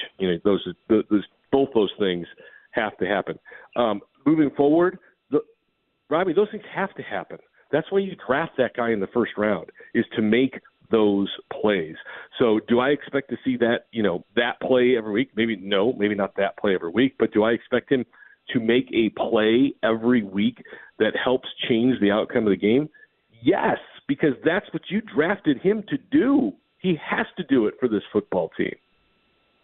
Defensively, Corey, you already have, of course, Christian Fulton out. You have Amani Hooker out. We're back to the, Titans finding a way to cobble something together back there. It wasn't perfect against a really talented passing attack. But what do you come away with from that? The pass rush wasn't, consistently there, but obviously Harold Landry gets the huge sack to kind of save the game late. Well, it's interesting because the yards are certainly there, and, we saw a couple of touchdown passes.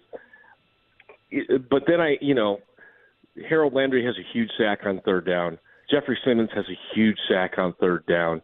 And what's the overall third down number for the Chargers in that game? 2 for 14. Yeah. 2 for 14. So something went right in coverage. Look, they've got to be better. There's no doubt about this. But they found a way to get off the field. That's the biggest thing.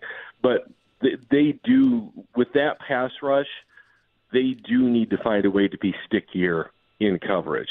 I don't know how other teams seem to cobble it together. It just seems like some teams, they can put their third string corner on the back of the field, and the Titans can't get separation.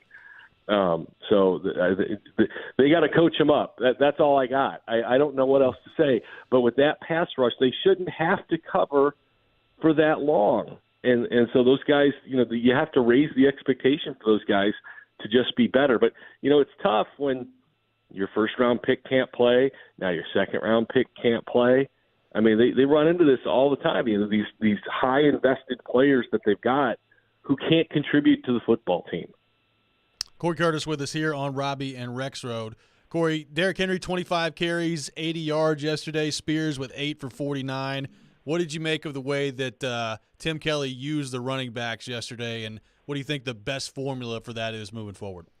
Well, I mean, they still mixed them for much of the game, and I liked it because I think it makes them a little less predictable in what they're going to do, and you continue to see that Spears has juice. There's no question that he adds a speed and a burstability element to that offense. What I found interesting, though, is it was the polar opposite to last week when it came down to that time. That cut-in time when it was time to win the football game, you saw who was out there. I mean, 22 was out there. And he doesn't have to go for a ton of yards to affect the offense positively because they took advantage of play action in this game. And that's what we talked about is, he doesn't have to run every time when he's out there. You can put him out there and say, hey, look at this, and create opportunity for yourself. And I thought they used him to create opportunities and play action, really well. And when the game was on the line, 22 was largely on the field. I think that I'm guessing there was a meeting about that where they looked at each other and said, guys, what are we doing? We love 32, but if we're going to win or we're going to lose, we need to have 22 on the field. So 2 very different Titans games, Corey. 2 pretty different Jags games too. I mean, I watched a lot of that game while the Titans game was going on yesterday, and boy, did they struggle offensively. Do you feel any differently at all about the AFC South race through 2 games than you did going into the season? No, I picked the Titans to win the division before the year, and I will stay with that. It doesn't mean I think the Jags are a bad team. I think they're a good team, but I think everybody who wanted to put, Trevor Lawrence as a top 5 quarterback this year was putting the cart before the horse. Make him prove it first, okay? Have them do it. I mean, right now their offensive numbers aren't good, despite having Calvin Ridley and Christian Kirk and Travis Etienne and the anointed one, Trevor Lawrence. And I don't hate Trevor Lawrence. I just hate, that people want to make him into Joe Montana before he's Joe Montana. He's still young. Let him play. But, the Titans defense, which I think will still get better, is going to give them a chance every week. And, as we saw yesterday, when the offense can make explosive plays and not turn the football over, they're going to have a chance to win the football game. And, look, you said they played 2 completely different games. Yes, but they played a 1-point game and they played an overtime game. So they played 2 really close games. They kind of just got there differently. Corey Curtis with us on Robby and Rexrode, joins us every Monday morning at 8 o'clock. Corey, love you as always. Great stuff, and we'll talk to you next week. All right. If the Jets want Justin Fields, we call me. We can work it out because Zach Wilson's still terrible. He is. I'd take Justin Fields over Zach Wilson. I would too. I would too. And we will just wait because we stink anyway, and go get Caleb Williams. And we'll have our first quarterback since Sid Luckman. And then they can ruin him. It'll be fun. Looking forward to it. Corey, great stuff as always. We'll talk to you next week. Appreciate it. All right. Wah, wah, wah. Corey Curtis from News 2, our guest here on Robby and Rexrode. By the way, I did watch a lot of that Jets-Cowboys game yesterday. Yeah. Cowboys defense is really good, and Zach Wilson, it's not going to work out very well for the Jets, I don't think. It's not going to work out. Robby and Rexrode, 102.5, 106.3 The Game, taking your thoughts on the Titans all show long on our phone and text lines driven by WilsonCountyHyundai.com. We'll have more on the Titans win against the Chargers coming up next. This is 102.5, 106.3 The Game. Nashville Sounds Baseball lives on 94.9 The Fan. Catch every pitch. Swing and a miss, strike 3. Every hit. That's a base hit. Every run. Looking up, it's gone. On your home for Sounds Baseball. 94.9 The Fan and The Fan app. Hey guys, it's Mike from Newton Chevrolet GMC in Shelbyville. It's finally football season in Tennessee, which means sweaters, tailgates, and pumpkin spice lattes. Wait, it's still almost 90 degrees outside. Where's the fall weather? I guess we'll just have to keep waiting and sweating it out, even at football games for now. But don't wait on cooler temps to commit to making sure your car's running smoothly, even if you're still running the AC. It might be time to check the oil, all the fluid levels, and just a basic once-over to make sure that when the weather finally does cool off, you won't be left out in the cold, literally or figuratively. Let our service center give you peace of mind and offer you great savings while you're at it. Save on basic services like tire rotations, fluid services, and brake checkups with up to $25 in savings this month at Newton Chevrolet GMC. Just a short drive away from Murfreesboro. Visit NewtonChevroletGMC.com to schedule a fall service checkup today. That's NewtonChevroletGMC.com. It's time for another Kubota Field event hosted by Coleman Tractor of Nashville. Our biggest sales event of the year will take place on Thursday, September 21st at the Nashville Gun Club during the Shooting Hunger Sporting Clays Shoot. Stop by our booth to learn all about Kubota. Zero-turn mowers, utility vehicles, and more. Take advantage of Kubota's competitive financing offers, receive a coupon for up to $250, plus enter to win prizes. Try it and buy it at Coleman Tractor of Nashville during the Shooting Hunger Sporting Clays Shoot at the Nashville Gun Club, Thursday, September 21st. The event kicks off at 7:30 a.m. Get in zone, AutoZone. Welcome to AutoZone. What are you working on today? My check engine light's on? That could hurt your gas mileage. The AutoZone free Fix Finder service can help find the fix for free. Get in zone. This whole report for free? That's right, printed and on your phone for free. Get in zone. But what if the fix is too tough? We'll recommend a local shop. FixFinder, only at AutoZone. Get in the zone, AutoZone. Restrictions apply. Football is back, and NFL Plus has you covered. Get NFL Plus, and you'll never miss a moment of live football action this season. With live, local, and primetime games on mobile, NFL Network, NFL Red Zone, live game audio, and more, all in one place. That's right. This season, get NFL Red Zone and NFL Plus Premium so you never miss a touchdown. That's every touchdown from every game, every Sunday during the regular season, across devices. Sign up today at plus.nfl.com. Terms and conditions apply.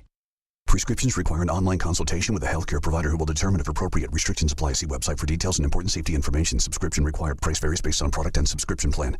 Hey guys, did you know there's a generic form of Viagra that works just the same, but is 95% cheaper? And you can get it online? Just go to hims.com/joy. Through Hims, you'll get a free medical consultation, discreet shipping if prescribed, a 100% online process, and trusted generic alternatives to the name brands at up to 95% off. That's right, get generic for Viagra, the same active ingredient as brand name Viagra, but for 95% less. It's the same medication, still prescribed by a licensed medical provider, but with zero copay, no expensive appointments, and no awkward face-to-face conversations. To start your free online visit, you need to go to this exclusive address, hims.com/joy. That's hims.com/joy for your free online visit. HIMS.com/JOY.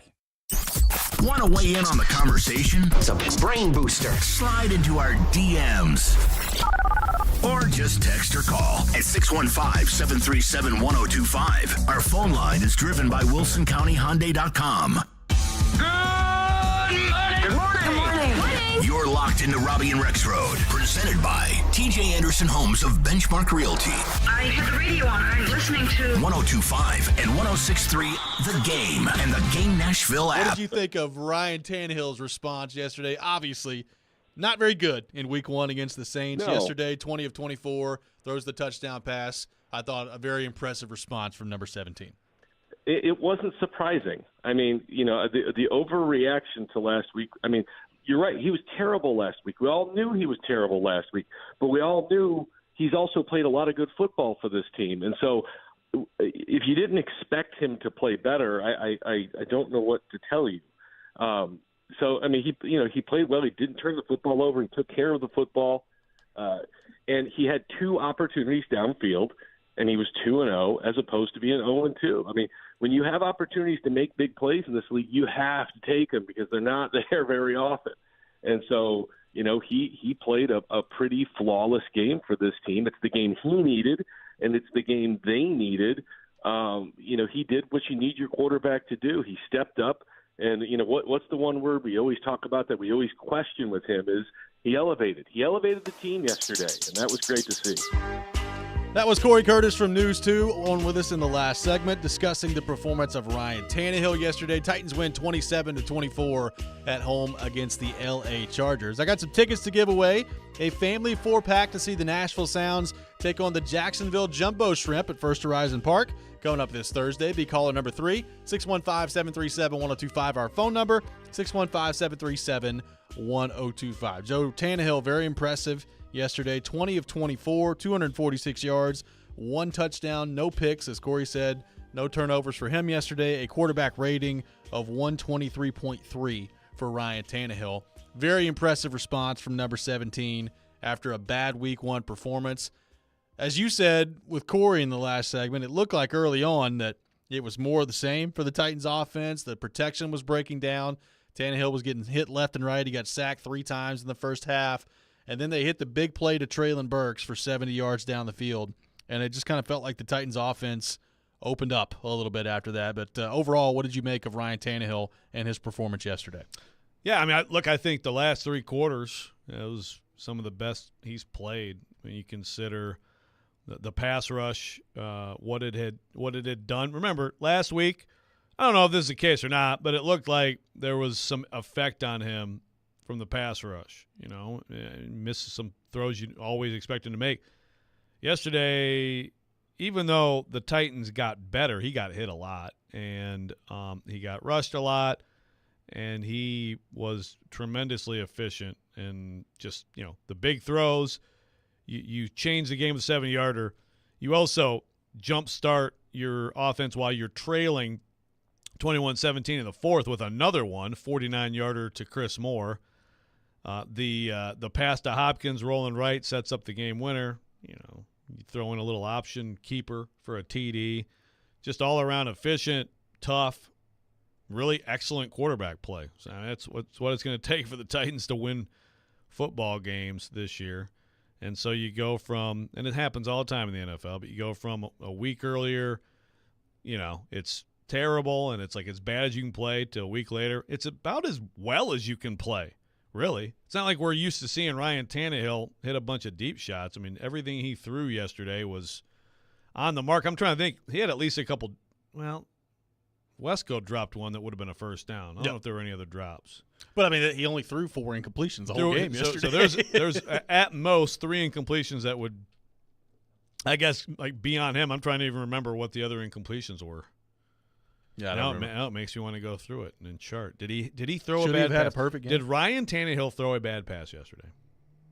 He must have, right? Not very many. I'm going through it. You should go play by play, pass by pass, real time. See what happens there. But, I mean, look, 20 of 24, 246.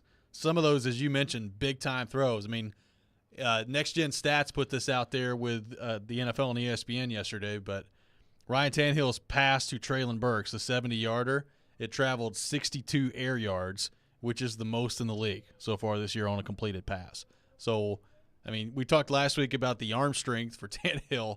Looked like he had plenty of arm strength on that. It was a perfect throw. I mean, he launched it. 62 yards in the air. Traylon Burks gets tackled from behind there, but it's a good throw, a good catch. I agree with Corey. Burks running through the catch there, making the play, 70 yards down the field. And, the placement on that ball down the field to Burks was perfect. I thought the placement on the ball to Chris Moore was great too.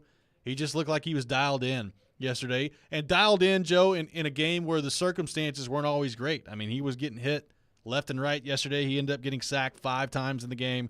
Chargers were credited with 6 quarterback hits. It felt like more than that, but they were credited with that, and also got hit, a couple of times up high, which resulted in penalties for the Chargers yesterday. But I just thought a really gutsy display from Tannehill yesterday, and even the run, right? I mean, we've talked about, he's obviously not as young as he used to be, and anytime you start to get to age 35, 37 in that range in the NFL, you don't think about your quarterbacks running around too much, but showed a pretty good burst on that option run too for the touchdown. By the way, Hopkins dropped a crosser on 3rd and 10 on the second possession, which was his one target in the first half, which came right after a Toronto Vesco false start, by the way. So I don't know if people are missing Jeff Swim yet, but I'm just saying. So at most, then Tannehill threw 2 passes off the mark. I'll get back to you. It's pretty impressive. You actually are going play-by-play. I'm going through the whole thing. Like, what were the incomplete? I mean, usually there's like a throwaway, right? Right. Which also wouldn't be on him. So what you're saying is Ryan Tannehill was perfect yesterday. Okay. One of the other incompletions was the screen to Henry. They got batted up in the air, and Tannehill had to spike it down. So that's not a bad. That was he could have caught it, and then that completion percentage would have gone up rather than him spiking it down. That is a good point. Mariota would have caught it and scored. Yeah. So at most there was one inaccurate throw from Tannehill. I'm going to see if I can find that throw. I mean, it's pretty impressive what he was able to do yesterday. And look, the offense. I got it. You got it? Traylon Burks fell down. So actually, I think the pass was actually. So Tannehill was perfect. Is what you're saying. So basically, Tannehill played a perfect game yesterday. Yeah. Why didn't I think about this when I was writing about this yesterday, dummy? Seriously, he did not throw like an errant pass yesterday. Goes from as bad as it gets to as good as it gets yesterday in 1 week. What do you think about that? I mean, he didn't throw an errant pass yesterday. I know. I didn't even think about that, and now I just verified it. No errant passes from Ryan Tannehill. It's pretty good. In an entire football game in which he's getting battered. It's pretty impressive. I mean, look, what does it mean moving forward? Like, if you're a Titans fan, number one, to see him play the way he played yesterday and respond after a tough week 1, that's encouraging to see. The offense as a whole, you get up to 27 points, which is an offensive barrage based on what they've seen the last 8 outings before that, where they had been into the 20s one time. They've tied their season high from a year ago in terms of points scored. And look, even the running game, right? Like, Henry ends up 25 carries, 80 yards yesterday. Spears adds another 49 on the ground for 8 carries. Tannehill with 12. And they ran for 141 yards yesterday in addition to it. So I think there's a lot, offensive line aside, to be encouraged about from the offense yesterday. No, I agree. There's a lot to like. You figure out your best combination up front. You don't know when Skaronski's coming back, but you figure out your best combination, and you just try to get better. Texter says, I thought the Wesco pass was a little it was a little low. You could have thrown that a little better. I guess I would call that errant pass. We found one. But it's a drop. Yeah. I mean, it's both hands and not a hard catch. So, no. Wrong. 615 Jeff Swaim, paging Jeff Swaim. 1025, our phone number. We'll take more of your thoughts on Ryan Tannehill, his day yesterday for the Titans offense as a whole. 615-737-1025. This week's Nashville's Best Deal is Campione's Taste of Chicago, located at 401 Long Hollow Pike in Goodlettsville. Campione's is a family-owned, award-winning restaurant for Sumner County's best Italian dining and lunch spot. Try one of their Chicago-style hot dogs, Italian beef sandwiches, lasagna, homemade pasta, and more. You can get half off a $20 gift card at theGameNashville.com/deals while supplies last. This is Robby and Rexrode, 102.5, 106.3 The Game. New home. New energy. Same Blue Raiders. 99 yards! Touchdown, Middle Tennessee! Catch every game for MTSU on 93.3 Classic Hits. Coach Rick Stockstill is poised to lead his team to yet another bowl appearance. We're really excited about this opportunity. Your home for the Blue Raiders is 93.3 Classic Hits and the Classic Hits app. Some people put off things that need doing. Not you. Harbor Freight knows you're a today's the day kind of person. And I'm on it kind of person. A bring it kind of person. So if you're rolling up your sleeves today and you don't want to overpay for tools, you're a Harbor Freight kind of person. Whatever you do it for less at Harbor Freight. The two most sought-after, most prestigious names in bridal jewelry come together for one epic event this weekend at Genesis Diamonds. Tacori and Viraggio, the world's premier designers, are showing off their entire collections. All the latest designs, many showcased for the first time ever, with up to $5,000 in savings. Everyone loves Tacori, meticulously crafted by master artisans in their California design studio. Discover the hidden details and exceptional quality that sets Tacori apart. There's always more than meets the eye with Tacori. Come explore the entire Tacori collection, including all new Tacori fine jewelry, earrings, bracelets, eternity bands, pendants, and more. If you're engagement ring shopping, this is a once-a-year event you can't miss. Other jewelers aren't even allowed to carry these iconic American-made brands. Also for this event, Genesis is showcasing an expanded selection of GIA-certified diamonds in all shapes and sizes. Come join us and take advantage of special incentives, zero-interest financing, and as much as $5,000 in savings. This Friday through Sunday, only at Genesis Diamonds, Green Hills and Cool Springs. The celebration! One of the most beloved comedians on earth, Dave Chappelle, is hitting the road with a tour celebrating his birthday with you. This Thursday, Bridgestone Arena. You know who he is. You know what he does. Comedic genius Dave Chappelle. Tickets on sale now at livenation.com. What a great birthday. Celebration, make it! Hey y'all, it's Courtney with Parman Tractor and Equipment. Warmer months have you working overtime? Be sure to visit Parman Tractor and Equipment for all your New Holland tractor and bush hog needs. Swing by our store at 3570 Dickerson Pike in North Nashville or give our sales team a call. We're now offering 0% financing for 72 months on select New Holland tractors. Get the brands you trust from a local dealer like Parman, always ensuring totally outrageous customer service. Visit ParmanTractor.com for the best deals on equipment, New Holland tractor, bush hog, and more. Hey home buyers, TJ Anderson here. Are you looking for a luxury home on over an acre, 7 bedrooms, 9 bathrooms, and close to 7,000 square feet? 6551 Brownlee Drive in Nashville's Westmead neighborhood offers that and a 4th car garage, all by an award-winning builder. Text the number 1 to 615-420-2377 for pricing and info. Want your home on the radio? Google TJ Anderson Homes and see why we are referred by clients so often. TJ Anderson Homes at Benchmark Realty, office number 615-432-2919. Their home Homegrown in Nashville, discussing the biggest topics in the SEC. The fans are going to want the rivalries to stick around. They've lost to Alabama every year. The NFL. What if all the top 3 quarterbacks went 1, 2, 3? You've got to draft your guy at 2. And anything in between. From thinking we know everything to then forgetting about everything we thought we knew the day before. They're Jonathan Hutton and Chad Withrow on Outkick's Hot Mic. Out of the gates, ready to go. Weekdays from 2 to 5 on 94.9 The Fan and The Fan app. Hey, this is Philip Forsberg. You're listening to Nashville's best sports talk, ESPN 102.5 The Game.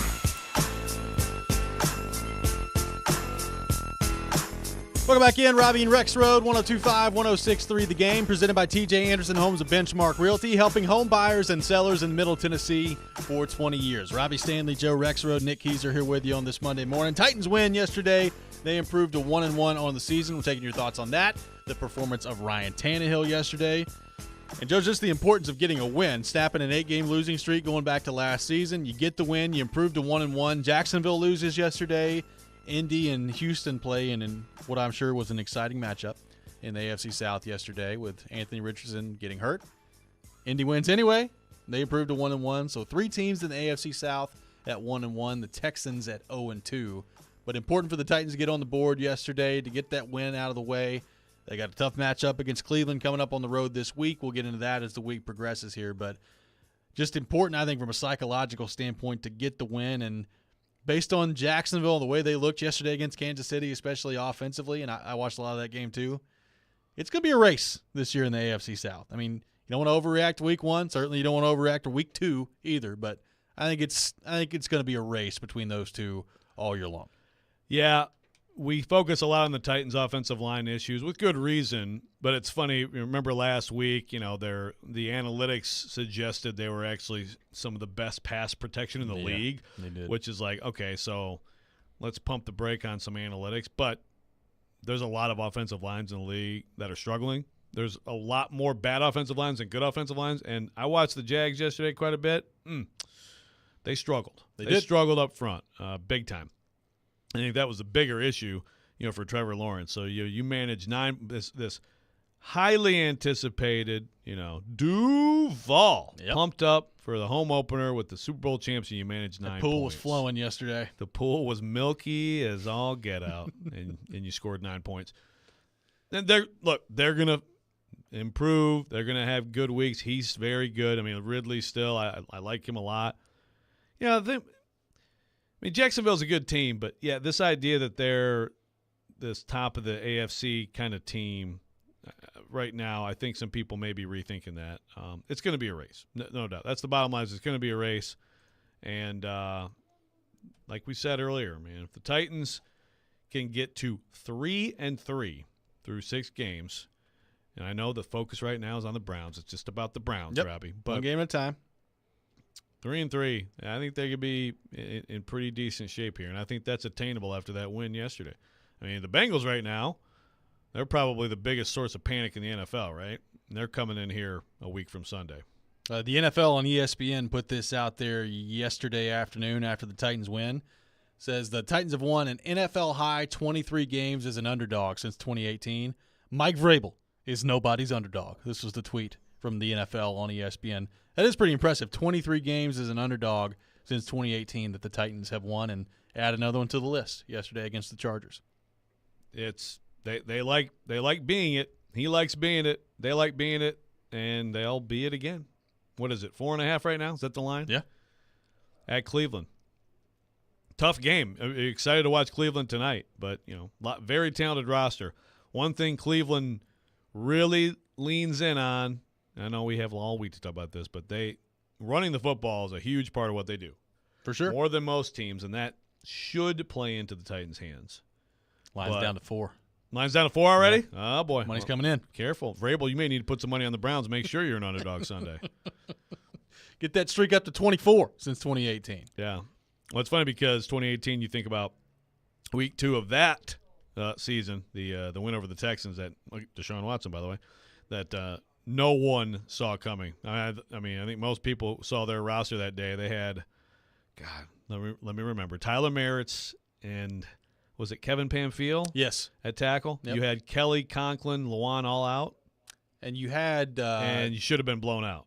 What? And Marcus wasn't starting in that game either, was it? It was Blaine Gabbert. Blaine Gabbert, yeah. And somehow Kevin Byard touchdown pass. Kevin Byard, Dane Cruikshank passing connection on punts. Speaking of punts, real quick, Robbie, somebody on the text line is angry at Ryan Stonehouse. And I hear you, like, he's out kicking the coverage. So, like, you got to, if you can just get a little more air and take off a little distance. But he averaged 61.2 per punt. Well, that's the thing. Like, and I get it. You want to not have a return, right? That's the goal. But think about that. What was the net end up being for the Titans yesterday? 44? Was that it? Somewhere in that neighborhood? Yeah, 44. I think 44.9. 44.9 was the net.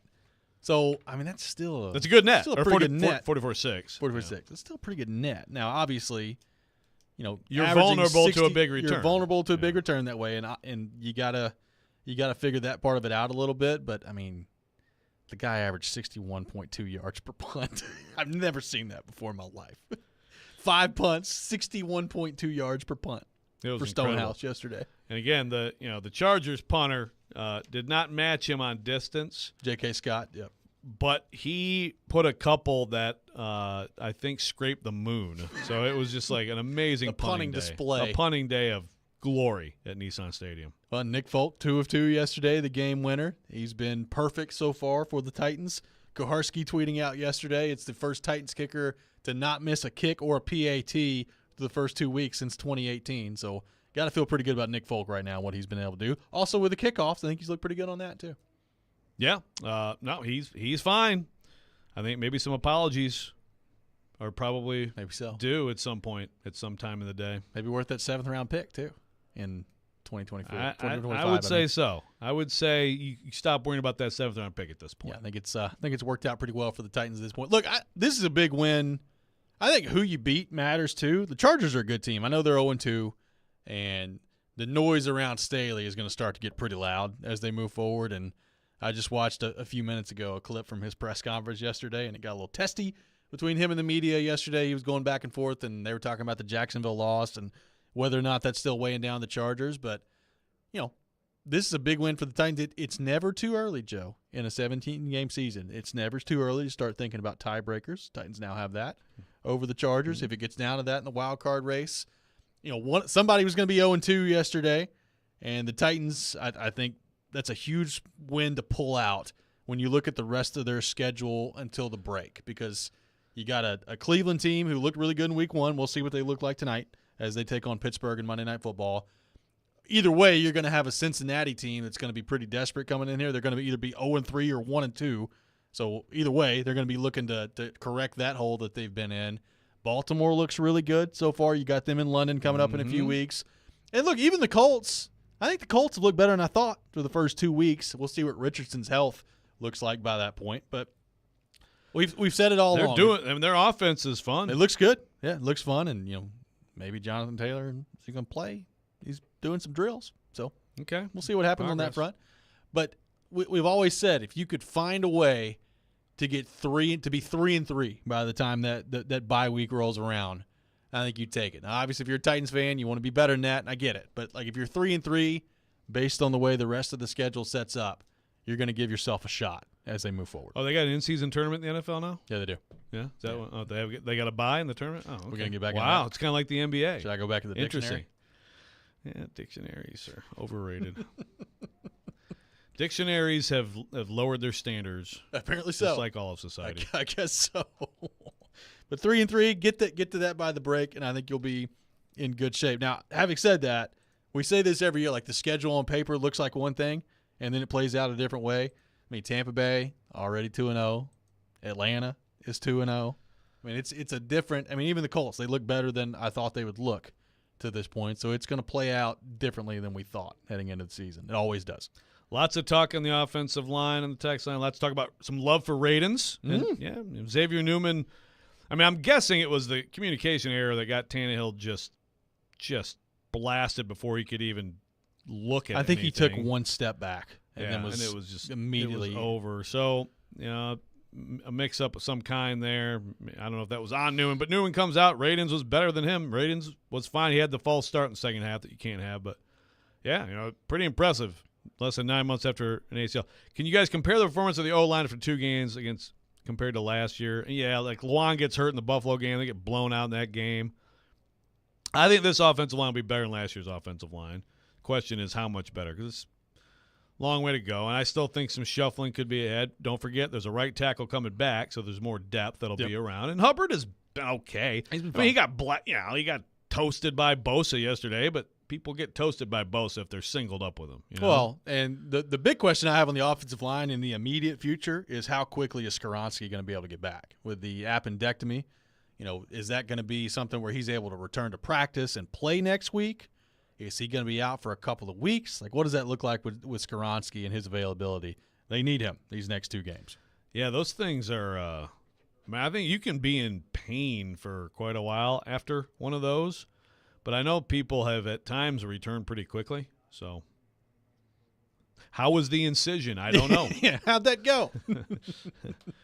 615-737-1025. We'll give our final thoughts on the Titans' win against the Chargers. Coming up next, we'll get into Tennessee's loss to Florida and also Vanderbilt's loss to UNLV as well. Rapid fire on Robby and Rexrode coming up next. This is 102.5, 106.3 The Game. Whether it's college football, players might end up not going to Alabama or Georgia, or the NFL, I think that this team wins the AFC South. Trevor knows. Join ESPN's Trevor Maddich every Tuesday at 4:30 on Stillman and Company as he gives his opinions on the latest from the gridiron. I'm going to the team where I can get a ring. Trevor Maddich brought to you by Houston Clinic Orthopedics, where experience matters, on 102.5 and 106.3 The Game and the Game Nashville app. It's time for another Kubota Field event hosted by Coleman Tractor of Nashville. Our biggest sales event of the year will take place on Thursday, September 21st at the Nashville Gun Club during the Shooting Hunger Sporting Clays Shoot. Stop by our booth to learn all about Kubota. Zero-turn mowers, utility vehicles, and more. Take advantage of Kubota's competitive financing offers, receive a coupon for up to $250, plus enter to win prizes. Try it and buy it at Coleman Tractor of Nashville during the Shooting Hunger Sporting Clays Shoot at the Nashville Gun Club, Thursday, September 21st. The event kicks off at 7:30 a.m. The Nashville Oktoberfest is quickly approaching, and now's the time to get your dirndls, lederhosen, and party steins ready. From local breweries to live music and festival artisans, you can't go wrong celebrating this free family fun Germantown tradition. The Nashville Oktoberfest 2023, Thursday, October 5th through the 8th at Bicentennial Mall in Germantown. Prepare yourself for 4 days of brats, beer, live music, and competitions. VIP experience reservations are still available at thenashvilleoktoberfest.com. Prost, y'all! Are you drowning in credit card debt? Want to get cash out of your home's equity? Loan Pronto can do it now in less than a week. Hey, Willie Donick here. That's right. Loan Pronto's Equity Express line of credit just got even faster. You can get $50,000, $100,000, even $200,000 in as little as 5 days. You don't even have to touch your primary mortgage. You can keep that 3% rate intact. Get just the money you need and pay off all those credit cards or get that home improvement project started. With this revolutionary program, you can access up to 90% of your home's value, and in most cases, there's no appraisal. Stop paying insane interest rates to the credit card companies and get tens or even hundreds of thousands of dollars in cash in as little as 5 days. Call Loan Pronto now for the even faster Equity Express line. 615-499-5780. That's 615-499-5780 or go to loanpronto.com. 615-499-5780. Equal housing lender, NMLS 1661781, subject to lender approval. Come try Calabria Brick Oven Pizzeria. Their pizza is cooked to perfection, but that's not all they're known for. Try one of their delicious appetizers, salads, fresh calzones, and they have a full bar and dessert. Calabria has been a Mount Juliet staple for 7 years now and has a new location in the heart of Goodlettsville off Long Hollow Pike. Come join the family at Calabria. After all, life's too short to eat bad pizza. Venture X from Capital One is the travel card for people always asking, where next? You earn 10x miles on hotels and rental cars, and 5x miles on flights booked through Capital One Travel, and 2x miles on everything else you buy with Venture X. Plus, receive premium travel benefits like access to over 1,300 airport lounges. The Venture X card from Capital One. What's in your wallet? Terms apply. See CapitalOne.com for details. He breaks down every game. The players are still going to be fine. And knows the ins and outs of the two-tone blue. They deal with their own position coaches. He is ESPN NFL Nation Titans reporter Teron Davenport. It's clear what he's doing. TD joins every Monday at 1, Thursdays at 3, Friday mornings at 8, and anytime on the Talkin' with TD podcast. I think that's really cool how he could show both sides. TD is on 102.5 and 106.3 The Game and the Game Nashville app. You're locked into Robby and Rexrode. Every morning, first thing. Presented by TJ Anderson Homes of Benchmark Realty on 102.5 and 106.3 The Game and the Game Nashville app. Welcome back in. Final segment of the day. Robby and Rexrode, 102.5, 106.3 The Game. Streaming live on Twitch, Twitter, YouTube, and Facebook. Our video streaming brought to you by Superbook. Live from our 102.5 The Game studio. Brought to you by Hiller Plumbing, Heating, Cooling, and Electrical. Taking your thoughts on the Titans. They improved to 1-1 yesterday, taking down the Chargers 27-24. The Vols over the weekend get stomped in the swamp. They lose 29-16. And how about that Vanderbilt game on Saturday? Just a wild ending in Las Vegas, and Vanderbilt falls at the end of it there. It looked like they were about to win at the end of the game with a field goal, and it was not to be. And then UNLV comes back, wins the game.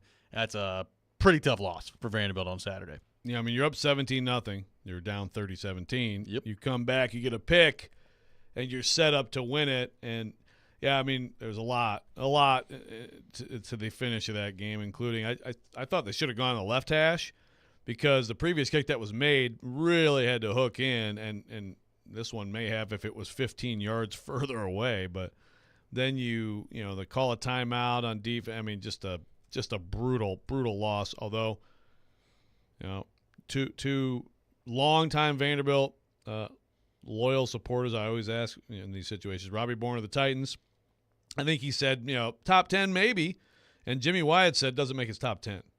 So that tells you it's not good. That tells you. And then all of a sudden they were talking about, Teresa and Jimmy are sitting there talking about, oh yeah, remember this one, the LSU? Oh, and then there's a lot of them, but man, I mean that's a killer loss for Vanderbilt. It's hard for me to see a path to a bowl game at 2-2 now coming in the SEC. I know I'm seeing some Vanderbilt fans saying, oh, my God, 2-10 with all blowout losses. I don't think that's going to happen, but that's a really costly loss.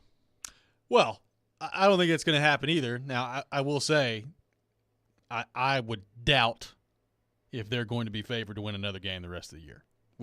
Not that that's the be-all, end-all, and you can – it's college football. You can have some upsets. Yeah, they weren't favored to win the two SEC games exactly. Last year. So, I mean, it's just the path has now become more difficult. And I've always felt like if they were going to have a chance to make a bowl game, at a minimum they needed to be 3-1 coming out of non-conference play. And that's a really tough loss for them. I mean, Joe, the one thing that I think is pretty clear from Vanderbilt through the first 4 weeks is they are good enough offensively to make some plays down the field. And when A.J. Swan's not turning the ball over and, Will Shepard's getting the ball and McGowan, they've got some good players offensively. Their defense is horrible. I mean, I don't really know how you come to any other conclusion through the first 4 weeks. Their defense is very bad, and there are going to be some SEC teams that put up some numbers against that Vanderbilt defense. Yeah, no, I agree. I mean, I think the talent level's going up. They got some. That's the thing. They got a couple. I mean, C.J. Taylor is such a tremendous player, but he just doesn't have a lot of help around him, And they just have some holes in that secondary that I just don't see how you fix it this year. A little bit like the Vols, I guess. I think the Vols need to think about maybe switching some things up there in the back end. I think they need to think about that. That's a tough loss for We're going to get a lot heavier into the Vols tomorrow in terms of where they go from here, what the situation with Joe Milton looks like. Should they consider a quarterback switch? What about the offensive coordination and all the things that go into that? We're going to get deeper into that with the Vols tomorrow after a really bad loss against Florida on Saturday. But, just from, the Tennessee fans that I've seen and heard from over the last couple of days, that's a pretty devastating loss for Tennessee on Saturday. When you think about just the scenario going into it, you got all this momentum from last year. You didn't play great the week before against Austin Peay. You get out to the start in the game that you get out to, and you're up 7-0. The offense goes right up and down the field, and you think, okay, well, Tennessee, they might be getting ready to put up a number against this Florida defense. And for it to just turn so quickly after that, and you lose to a Florida team that, Joe, while they played well on Saturday, and Billy Napier deserves credit for what they did, I'm still not convinced this is a very good Florida team that they played on Saturday. And to not beat that team on the road in an environment where you haven't won in 20 years, that's a gut-wrenching loss for the Vols on Saturday. Embarrassing performance, and that's kind of a string other than at Vanderbilt last year. 3 of the last 4 performances have been embarrassing to some level. Hard to say that Georgia, but they got punched in the mouth and did not respond. And now South Carolina and this one are the other two. I mean, the tackling, just so many, the lack of discipline up front, all of it, embarrassing. Also, the Gators deserve some credit. Billy Napier, that was a really good game plan. I loved what they were doing offensively. And you got to give that guy credit. That's a big deal for him. The recruiting momentum's going. And, look, that offensive line I thought was bad. I thought it was a bad offensive line. I thought Tennessee's front was going to have a night against that group, and they did not. They had a bad night. They got dominated, that's the most surprising thing of all of it. Tennessee's offensive issues, I mean, 3 games now, there's just way too much inconsistency and clunkiness, and I think a lot of things are involved in that. But the defense I thought was actually really improved this year, and now I don't. Yeah. I mean, I don't – that was really disappointing to see that front struggle. And, look, Keenan Peely, by the way, is a big loss, and you saw Elijah Harry make some mistakes, but still. Well, I would hope that they're not that bad again. Now, we said it about South Carolina game last year. It's looking to me more like this improvement that Tennessee's defense supposedly made, and I tweeted this in the middle of the game. Maybe it's because they played Virginia and Austin Peay in the first 2 games. I get it. I mean, that's the thing. I mean, I was still arguing, but just watch them run. And, I mean, just look at the athleticism. And some of those players have proven it at a high, like Amari Thomas has proven it at a high level. But, I mean, I can't argue with you right now. It looks like empty calories. It was rough. So we'll get more into the Vols tomorrow. Joe, Ryan Tannehill, big day yesterday, big win for the Titans. We thought, and people talked about this last week. We had, Kaharski was talking about this. TD was talking about it on Friday. The spot that Tannehill was in with the fan base heading into the game, we were talking about, could there be boos? Could they be booing Ryan Tannehill off the field?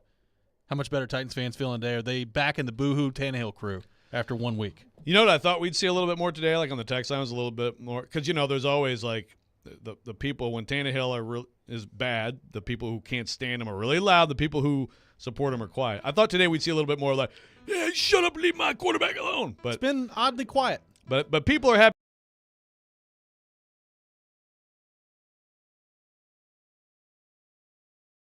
Now, we'll see what he does on Sunday against Cleveland. We'll be watching the Browns and the Steelers very closely tonight, so looking forward to that. Well, Junie's excited. Junie's picking the Browns because he doesn't want to. He's trying to jinx the Browns. A little bit of reverse psychology. Look at him in there. He's all excited. I like it. Big win for the Titans. We'll have you covered on that all day long here on 102.5 The Game. Jason, Big Joe up next. This is 102.5, 106.3 The Game.